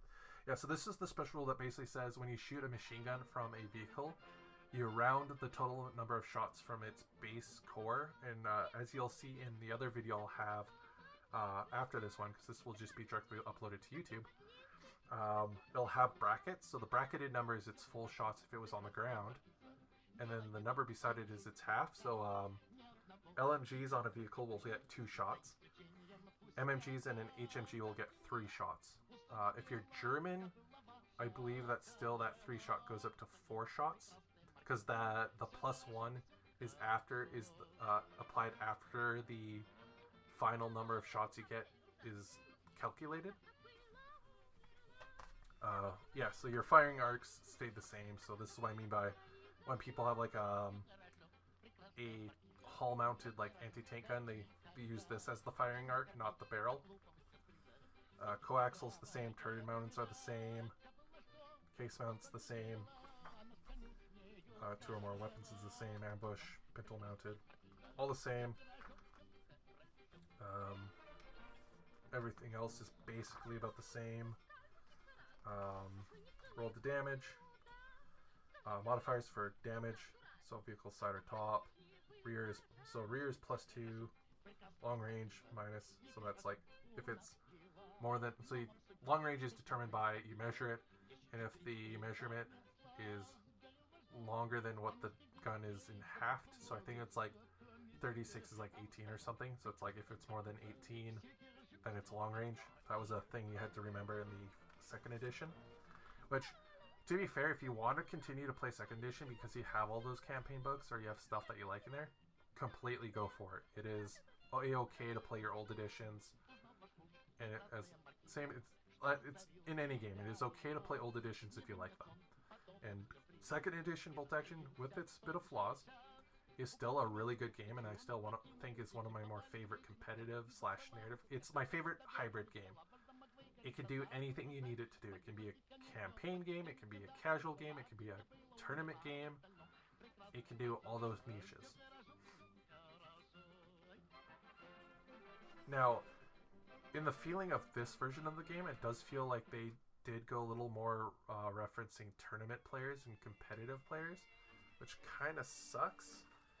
But it does also have a heavy influence of narrative in it. It's still got that narrative historical wargaming feel to it that's designed for those who are coming from competitive games like Games Workshop to be able to easily get into it. It makes history fun, like when you play Oregon Trail or Trucker Simulator in school. It feels like that. Superficial damage is the same. Now this is the new stuff. So they've added charts. They added a new chart for if you take superficial damage. And for those who have played Octon Panzer or other sort of armored combat games, this will be familiar to you. So when you take superficial damage, you can do anything from, jamming the turret, messing up with the steering, cracking a track. So it's a thing, though, with that +1 to anti-tank guns. It seems like you're not going to do as much superficial damage anyways, but also light anti-tank guns versus medium tanks now can do a lot of superficial damage. And I was kind of hoping that this chart would be the full damage chart, and superficial would just be you take an extra pin. That's it. Just you get dinged. So I was kind of hoping it was like that. It's like you would go down this chart. So if you take full damage, crew is done. Take damage again, steering compromised. And then if you take a third one, of any of these, your tank's gone. And then of course some weapons, like say if you're shooting a super heavy anti-tank gun against a light vehicle, and you know you didn't roll you rolled like a 6 or a 5, and so you didn't roll like 4 to 1, and it would just overpen. You would like cause the amount of damage to go down by 2. So instead of starting up here, you start here instantly, and then so on. So and then anyone else who would hit it would continue down. So it would be like, yeah, you're basically one-shotted, but you're crippled, so you're slowly moving, and then the next shot kills you. And vice versa. If like a heavy tank gets somehow damaged by a light anti-tank gun, you actually ignore the first hit by it, or crew still gets stunned, but the next shot it would do its would roll a dice or something. Maybe like on a 4-up, it would actually become steering compromised. So like everything would still crew stun it, but every shot after that. So if it was on to stage 2, it would have to roll a 4-up to damage it, unless it's hitting from the back or something, or it's an open topped, which will make it like a 3-up or something. But so about everything that was in there before is now just in a chart. It's just more split up. So catching on fire is still there, being immobilized is in there, engine damage slows you down. If you played Company of Heroes, it's that. This is that. Massive damage is still a thing. Wrecks. Wrecks stay, so you find a way to do it. If you want to leave the model or replace it with a piece, it becomes impassable terrain. Yeah, it's impassable terrain. There's the optional rule that came from Tank Wars. You can make the crewmen hop out of the tank, make them run back for campaign purposes, or continue fighting. Or they can hop in if a vehicle gets repaired and take it. Assaulting infantry still works the exact same as far as I'm concerned. Tanks assaulting other vehicles should work about the same. Infantry attacking tanks is still about the same. Cool. So if you're assaulting a fully enclosed vehicle, you suffer a -3 tank fear modifier to your morale for the order test to attack it, unless you have Tank Hunter. This rule does not apply to a vehicle if it's open touch, such as the Hanomag. There you go. Target reacts. If they're within 6 inch, you can shoot. So on and so forth. Okay, so if a unit that has to take a tank fear test because it has no anti-tank weapons, always uses a superficial damage table. You cannot do a damage. If the vehicle survives the infantry assault and is immobilized, the vehicle must also immediately take a morale test. If they failed, the crew panics and surrenders. Oh, that's kind of cool. That's new. Yeah. Transports. This was another thing they talked about.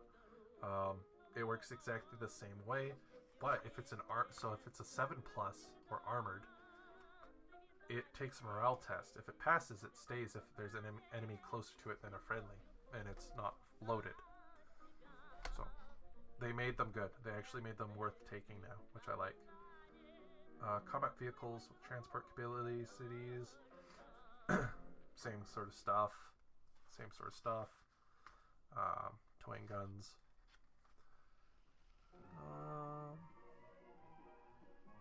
Works the same.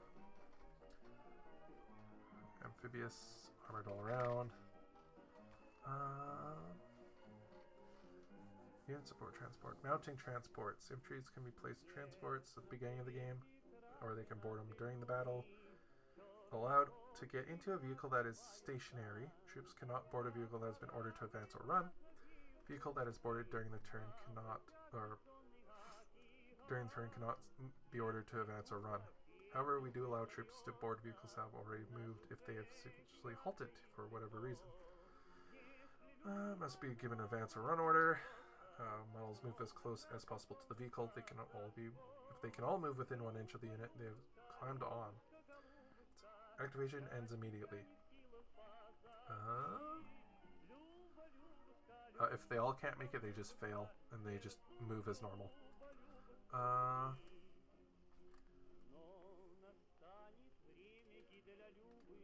Weapons mounted on transports.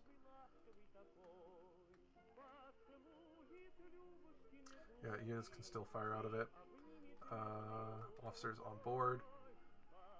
Okay. Special abilities, the officers and other HQ units mounts on transports. Oh, this is new. This is actually really good. This one right here. This is really good. Special abilities of the officers and other HQs. So as long as they're in a soft skin or open-topped vehicle, you'll lurk line of sight from where they would be sitting, and their abilities work. So you can use your as this Rin, you can use your spotters. So you can use it as a spotting vehicle. You can call in artillery barrages. You can do snap to actions. You can give morale bonuses to all the dudes around you. So that's really good. They've actually made it worth taking and putting your dudes in there to make them survive. On the other hand, if the HQ unit is transported in a fully enclosed armored transport, the rules only work on the guys inside, so it goes back to normal. But still, that is really good. So it is worth putting your HQ into jeeps and stuff now to give them that recce to make them survive longer or run around with your vehicles. So this rule, so yeah, put your HQs and your special dudes and medics in transports. Effects on damages were the same that we figured out. All around command vehicle.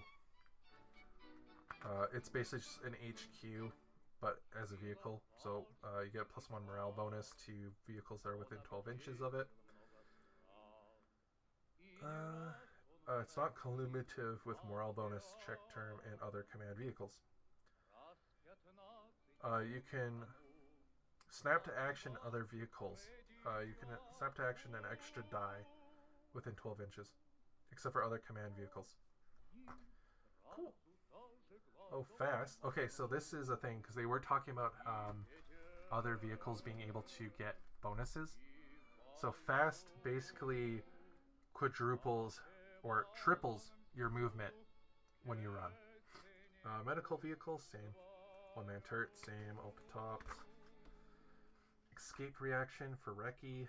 Recce, let's see, our view changed.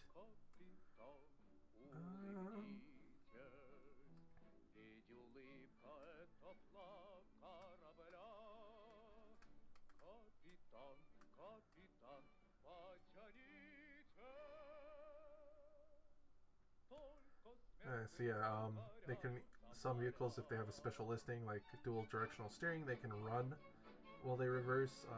Be careful though, if you fail an order test, they will always run in reverse, so stay away from table edges. Unlike other vehicles, recce vehicles that are shot at can react as long as they have taken no other action or are in ambush. If you do, you can do a escape reaction, which is basically just, you have to move yourself so that you're as out of sight from the shooting unit as possible. That can be either forwards or backwards now. And that's going to be really good for people that have dual directional steering or special rules so that they can move full reverse. Yeah, it must attempt to move out of sight of the attacking enemy. If it's not possible, the vehicle must attempt to get to or improve its cover safe. It cannot be used to assault enemy units. Once the escape move is done, turn the vehicle's dice to advance or run. Note the vehicle escaping at advanced speed cannot fire. Yeah, so. Reinforced front armor. That's a new thing that basically adds +1 to its front. So loads all the same, turn on spot. All the same thing. Buildings. Ruins, they've now actually kind of gone more in deep between ruins versus intact.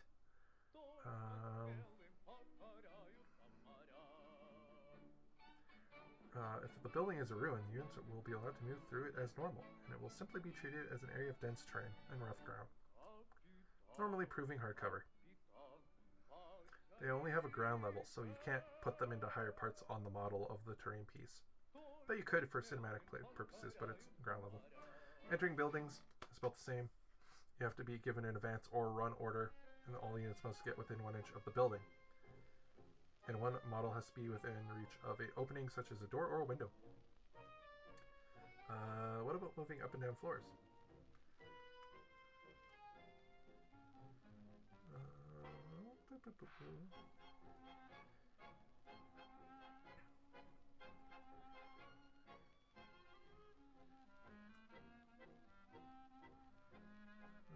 If a building is completely in your deployment zone, you can start in the building.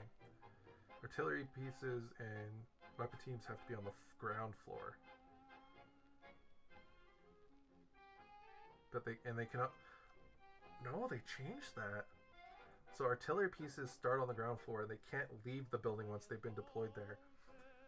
What? That means machine gun crews and potentially mortar teams can be placed in buildings and go on different floors and come out. Unless there's some other rule that's somewhere. Leaving buildings. Border troops inside buildings. It's about the same. Officers in buildings. They can snap. It's the same thing as like a light vehicle, you know. Line of sight, all that stuff. Large buildings, sections, you know, if it's, you know. Shooting from buildings, fixed weapons.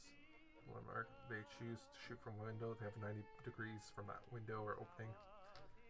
Basically, again, if you play Company of Heroes, shooting from a building is just like playing Company of Heroes 2 or 3. Plunging fire is now a rule. My friend is going to really like that. Plunging fire is now a rule. If you occupy a floor, an upper floor against... If troops that occupy an upper floor fire against an armored target within 12 inches, any heavy weapons hit score will strike the top armor. Note that this doesn't apply twice to a weapon using indirect fire, as they already received this bonus, so you can't stack bonuses. In that sense, at least. Artillery in buildings. Artillery units cannot enter. Well, we know that. They say it like 3 times now. Shooting against units in buildings.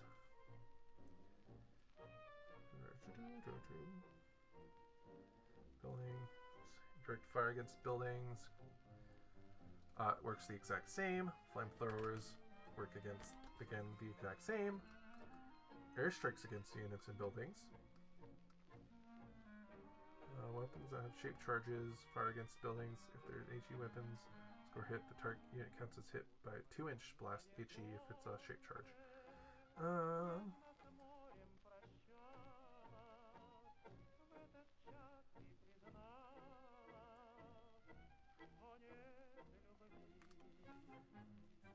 So if an aircraft hits a building, when an aircraft arrives, pin markers are placed on the units within 6 inches as normal, measuring ranges from the building itself instead of the unit. If the aircraft inflicts 10 or more hits before having units for that are down on the target, the building collapses. Everyone dies. Targeting empty buildings. Players are allowed to target empty buildings with HEs, flamethrowers, and airstrikes in order to attempt to destroy it or set it on fire. So, destructible terrain is back. Or in.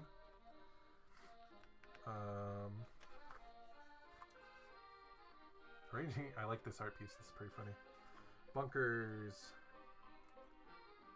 Units inside a bunker gets a 2-up armor save against all weapons, including HE, shape charges, airstrikes, and artillery barrages, except for flamethrowers, because that's what they were designed for. So, yeah, bunkers are really good. There's a truck that the British get that is a mobile bunker. And of course, we get into how to set up the battlefield. So that's basically all the major news in the rules, all the changes. So basically, that's where that is for that. So if you guys just wanted to see what the rules were and kind of what's new, thank you for stopping by. If not, I'm going to continue and kind of just read in this, talk about it, just kind of enjoy it with you guys here. Again, feel free to ask me any questions. But I'm just going to continue reading here, and I'll speak when I find something new or interesting. So, yeah. Game in, gathering intelligence.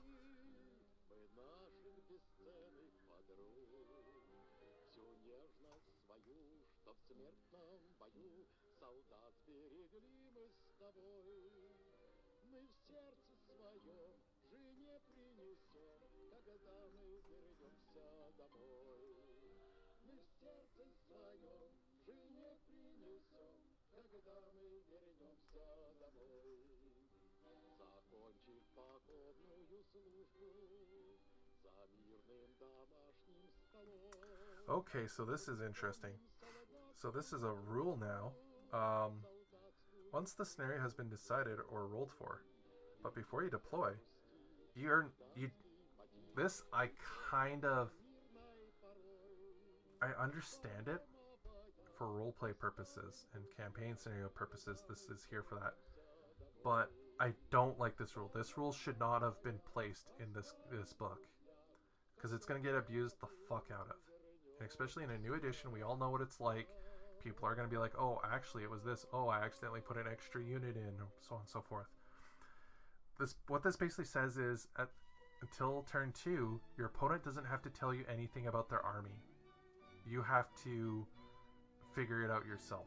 So if you don't know like how Russians play, like again, all the rules are in this book, so it's not as bad as say like a game like War Machine or 40k where all the armies have drastically different rules and different codexes out of the core rule book, and you can't read it unless you buy their book. So but that's still a lot of armies that you gotta memorize and like combinations in them and stuff. So somebody who's more casual like me, or you're a tournament player who's just got the rule book today like I did, that is gonna be a huge feels bad, and like a real bad feels bad. It is always polite, and you should always do this. When a game starts, you should offer to walk through the units in your army to your opponent. Be the better guy. Tell them your stuff. If they ask rule questions, maybe kind of go over like why you took something. Like you don't have to go into full details of what you plan to do, but you just be like, I have these things and they're in here. I'm kind of going fast with my army today, or I'm trying a armored platoon with bigger tanks, so I'm more of veterans, sort of thing like that. Or like, hey, this is a new unit that just came out in the new army book. This is kind of like how they play. So again, you're kind of just being like, these are my intentions, these are my units. You don't have to tell them strategies, unless they're you're their friend and they're like, oh, that's really cool, I like how you were playing, how did you do it? And then of course they're telling you, well, if both of you can't decide to say yes on sharing or no on sharing, roll a dice. That's no. Things should never be left to just roll a dice. The people you're playing with should be somebody that you can trust to just be like, cool, yeah, that sounds cool, or hey, I don't like that, and you can be like, okay, sure, I won't. I agree with that too. So yeah. Battle scenario. So this is a new thing. So instead of just selecting a thing, you kind of like every other game nowadays, you just generate by like deployment, victory conditions, special rules, so on and so forth. I'm going to look at this myself later on. So that's kind of cool. Grand Tactical. What's this? Oh, I was reading about this. This is the one where it's like, it's basically lasso run or whatever in Halo, where it's like you have everything turned on. So this is for people who are like, you've been playing bolt action forever, like me, like forever, quote unquote, forever. I've been playing since second. And you have large armies and stuff, you turn on everything for victory conditions. Tiebreakers, I like this. Deployment zones. Another classic Steve Noon art piece that I like. Deployment type. Reserves is here. Alright. So if you have reserves, you can outflank. It's not just on specific missions. Basically, outflank is when you put a unit into like deep strike, you write somewhere or you predetermine it somewhere, so you can't just change it. Which side that you board. So like, say you're on a square, like a square table. Like this is your table. This is your deployment zone. That's your enemy's deployment zone. So if, say I put a Jeep with some SAS dudes in reserve, I could then say I'm going to also outflank them on a piece of paper or on my phone. I write down, and I kind of keep my stuff in sight so I'm not messing with it, like beside the vehicle. And then turn 2 and onwards, unless there's special rules, I roll to see if they come on as normal. And then I reveal that paper and say I wrote down left. I can then, instead of deploying across my deployment edge or zone, I can then deploy anywhere on this left side up to a certain amount of distance. So turn 2, it's 12 inches from your edge. Turn 3, it's 24 inches, so on and so forth. Italians in one of their books had it so that they were always considered 2 turns ahead. So starting at turn 2, they could be 24 inches up from outflanking, as you know, Italians. So yeah. So that's just what that means. That's what outflanking is. Starting the game. Okay, so this is where the infiltrator step starts. So, okay, that's kind of cool. So when you start the game, you place infiltrators. So that's basically, yeah, the same thing as before. Your spotters, your scouts, all that stuff gets deployed in it. If you don't want to use the infiltrator rule, they just stay in reserve as normal. Or they're deployed as normal.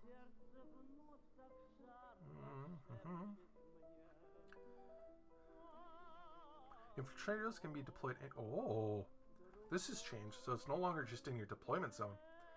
Infiltrators can be deployed anywhere on the table now, so as long as they're 12 inches away from an enemy unit that is already deployed, including enemy infiltrators. Note that if a transport vehicle has been purchased for a unit with infiltrators, the infiltrators unit uses its special deployment transfer. So so if you buy, say, for an armored platoon, you somehow get an infiltrated unit in that armored platoon, or you have to buy a vehicle for it, you still get the vehicle, but if you infiltrate, the vehicle doesn't get the infiltrate special rule, unless it states otherwise. I like this. This is good. This is how I used to play them too. And then we have story scenarios. So that I'm guessing once campaign books come out, you use this to do them. And then of course pre-bombardment is the same thing.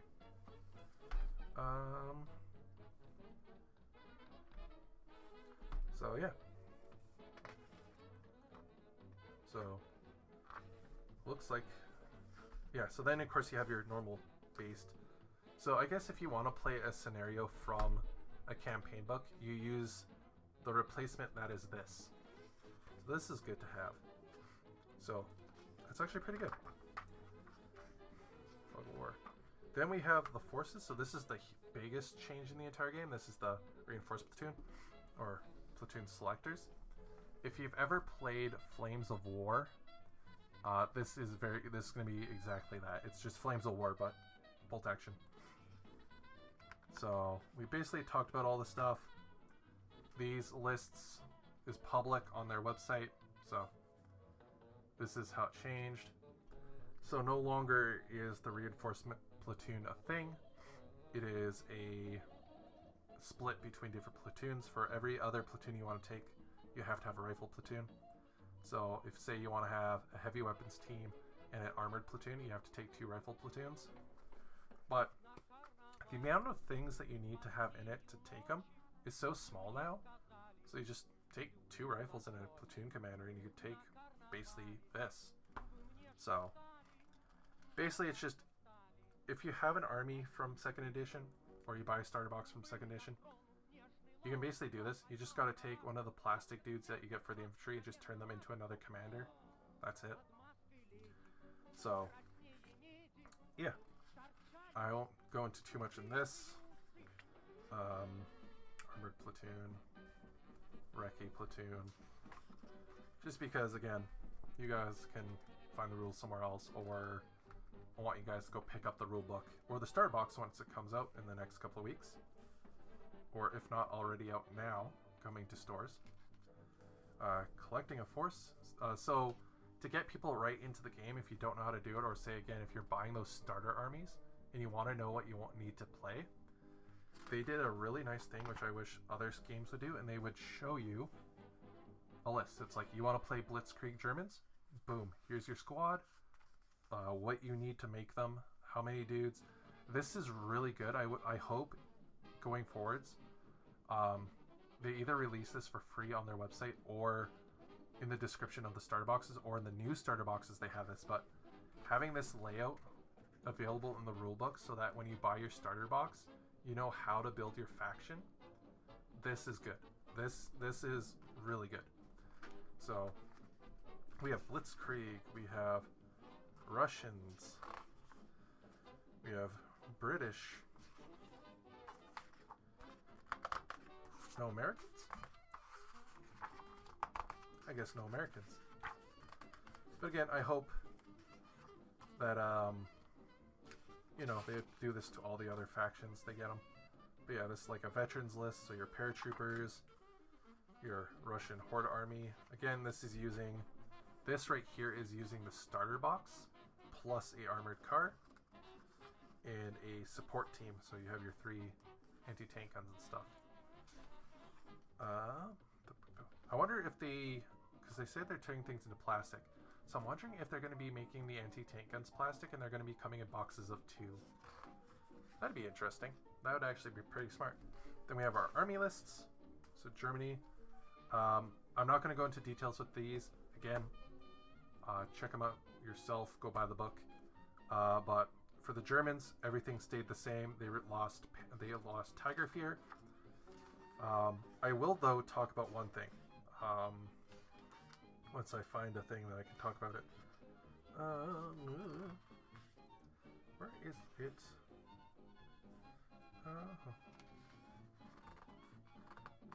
Oh, this will work. So, to save space in this book and to kind of clean it up, how buying things that have multiple versions work in this edition now is there's a base cost and then an upgrade cost.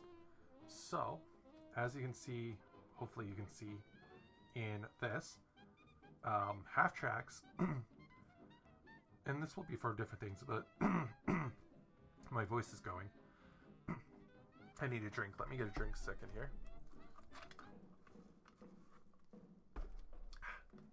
There we go. As you can see here, it's all under one thing now. So this is half track. So you buy it based, and then depending on what version you bought, you look down here, and it tells you.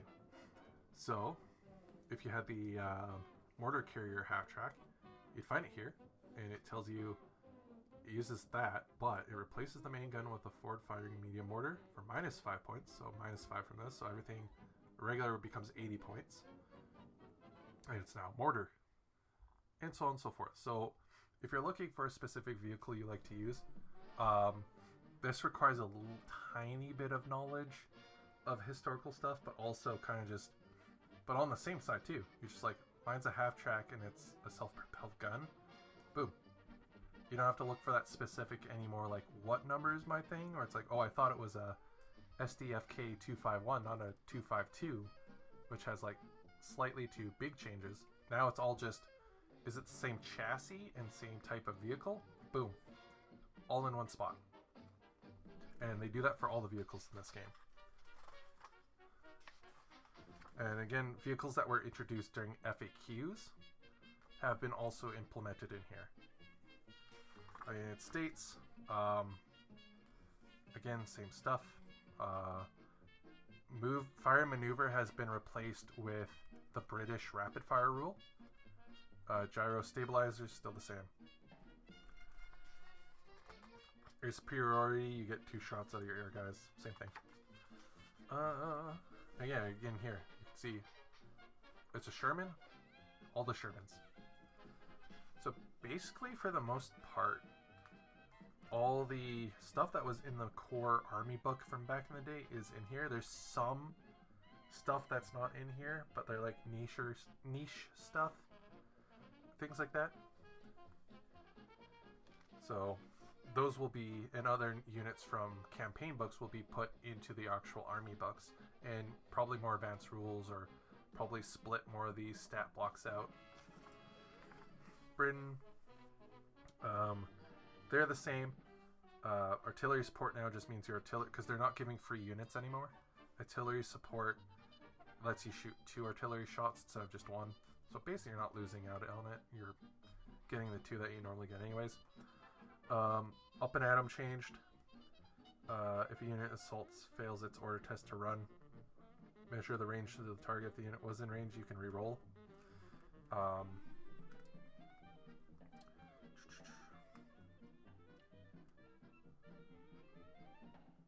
Blood curdling charge. You cannot react to assaults by shooting at them because you know they're screaming. This rule does not apply if the unit launching the assault is inexperienced. Vengeance, I think, changed. Veteran unit that has 1 or more pin markers can make a test to lose 1 pin marker if there are enemies within 12 inch immediately before an order is given to it. For example, unit of infantry has 2 pin markers and there is a German tank within 12 inches. When the infantry are allocated an order, they can test to lose 1 pin marker immediately before the order test is taken. On a 4-up, the test passes and you lose a pin. On a 3 or lower, you do not lose it. Continue as you were.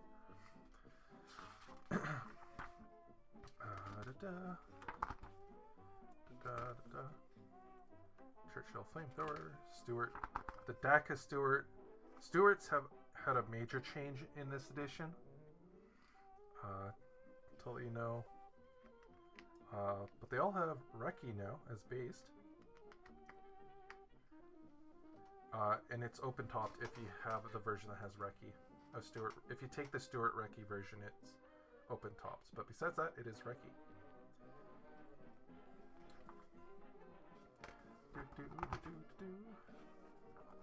SAS is in this book now, so desert stuff is in here. Oh, that's kind of funny. Soviet Union. I don't think that should be there.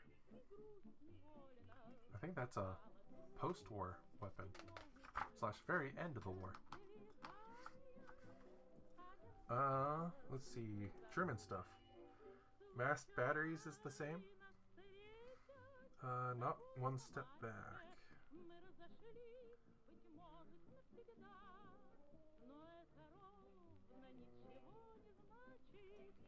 Commissars work the same. This rule does not apply if the unit already is reduced to 1 or 2 models, or consisting of only 1 or 2 models to start. For the motherland,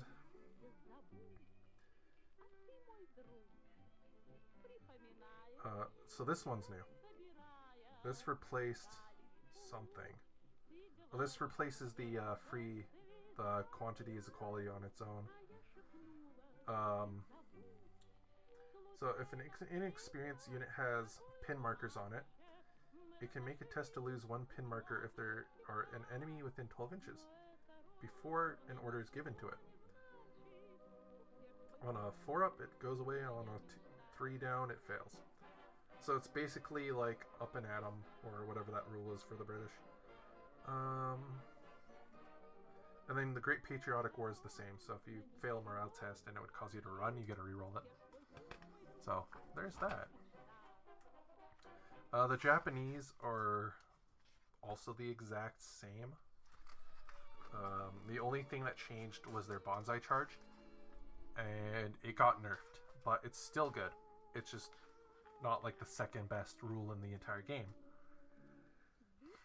So it is if a unit is ordered to assault and fails its order test to run, measure the range. If the unit it's the again, that other British rule, or for the motherland. If you fail to do the thing, if you're within range, you can reroll.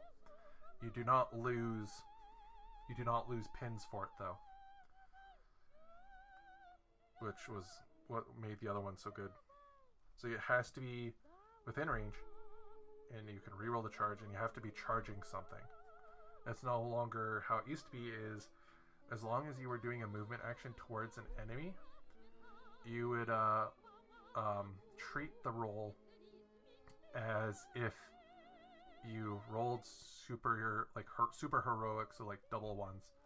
Which, if you roll double ones, you get to remove like D3 or like D3 plus 1 pins. They did FAQ it near the end of the game where it doesn't do that. You just lose the 1 pin as normal and then continue, but it would still just auto pass you to charge something. So this one, it makes you have to roll, but you get to re-roll it. So in theory, if you have a lot of pins on you, which you will for Japanese, you could get destroyed. But Death Before Dishonor makes all your stuff fanatic. And you automatically pass morale checks for being assaulted by enemy tanks. Artillery pieces are still destroyed as normal. Show your loyalty. Kempitai. I don't know how you say it. Can be taken for each rifle platoon. They don't confer any morale bonuses to nearby troops. Yeah, because even the Japanese feared them. However, the presence of this feared officer is useful for stealing the nerves of infantry, such as with a green friendly Japanese unit within 6 inches of them. Rolls for its green special roll. The player may re-roll this result. So there's a few green units in the Japanese army, so that's good to have. Yeah, bamboo fighters, all that stuff. It's the medium machine gun team where you can take multiple dudes in here.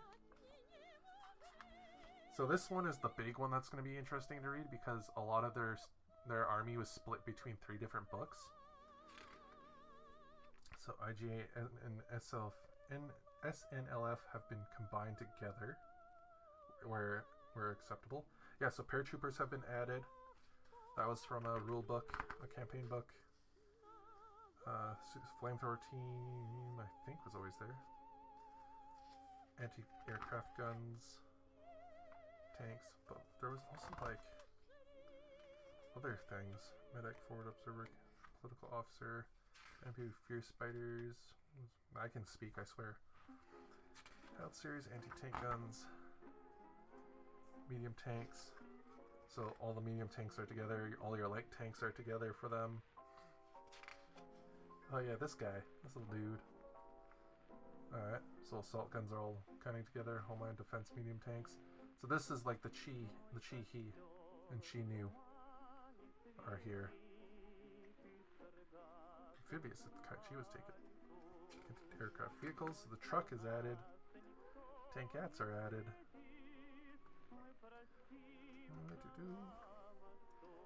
And then we have, these are vehicles, I guess they made this a thing. This is the vehicles that everybody gets. So trucks, horse-drawn limbers, ambulances, artillery tractors, and cars and stuff. So then we have optional rules. This is a new art piece. I like it. What do we have? Yes! We can airstrike paratroopers. Let's go! I always thought they should have been able to do this. Now you can.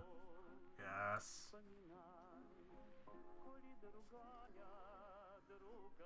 Cool.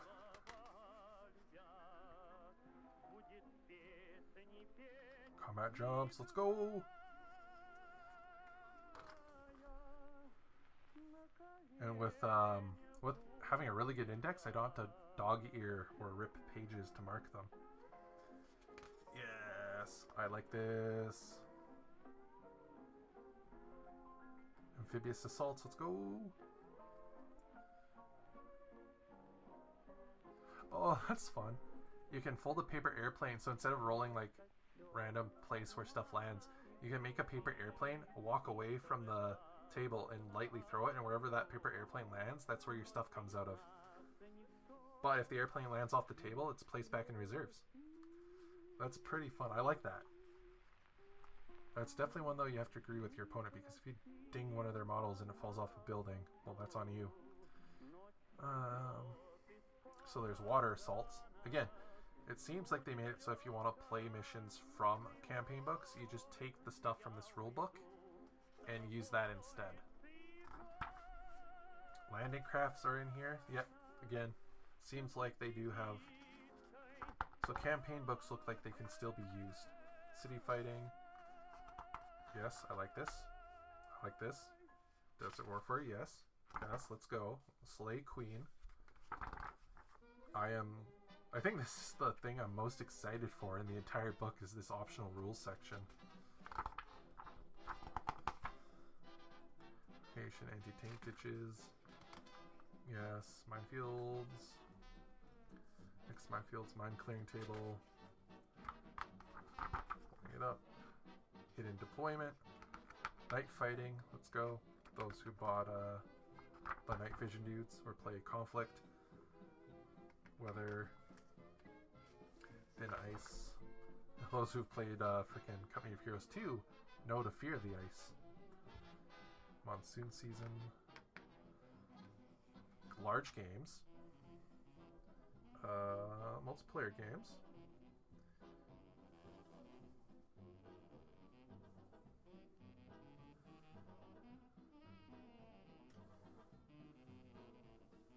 Basically, it's just how you play. Multinational forces are in here now for rules. That's basically just saying like, what is considered a friendly, what is considered into this army, who gets bonuses and whatnot. Transport units and all that stuff. You can field transport units. So for larger games or like large armies, you can be like, hey, these two like Bren carriers get this rule by default basically, but if you want to have like, say this is a large unit of like 20 dudes, but I can only have like trucks that hold 10 dudes, you can be like, these two trucks are a unit, so they use the same dice or whatever, and the unit loads in, and when they disembark they have to be placed back together in cohesion. Yeah, all transport purchases for a unit must be from the same entry. All jeeps, all universal carriers. The vehicles in the unit can be up to 3 inches away from each other to remain in formation. The unit automatically passes morale checks if the unit fails in order test. The vehicles in the unit simply remain stationary. Instead of making a reverse move, when this unit shoots, each weapon can fire at different targets as normal. So basically you can make vehicle units. That's kind of cool. Large tables. I find that playing bolt action on a large table can be really good because there's a lot of those, like, especially now since we don't have to worry about long distance shooting unless you're doing like hurting a vehicle. A lot of those weapons are like, what's the distance? And it's yes. Like you should be able to have to move and stuff. So that's cool. And then we have the rule summary right here, the different charts, different trucks, stuff like that. Vehicle maneuver, here we go.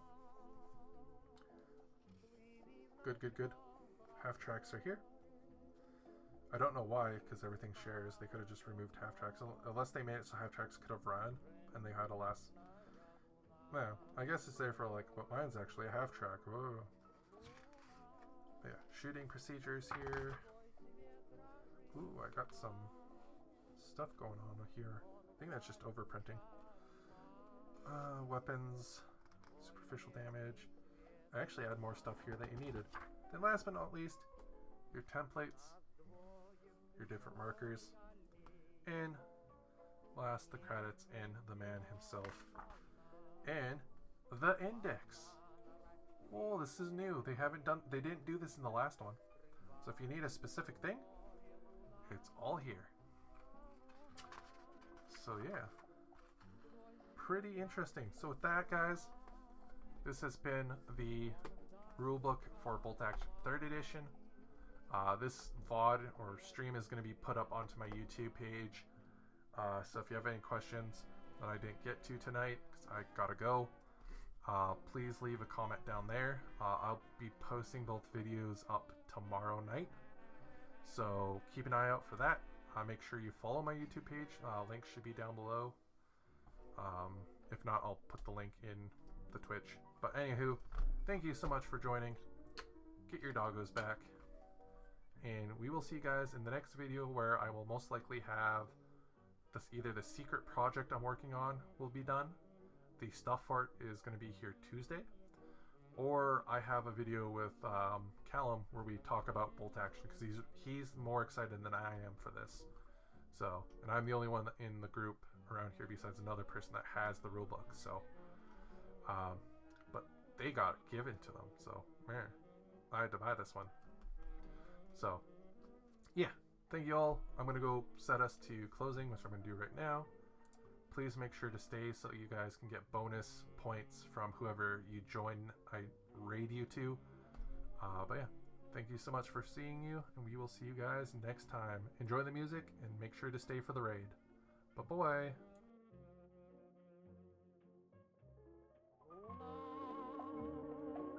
Твой свет дрожит в тумане, он вдаль лучами манит, твой бледный свет луна.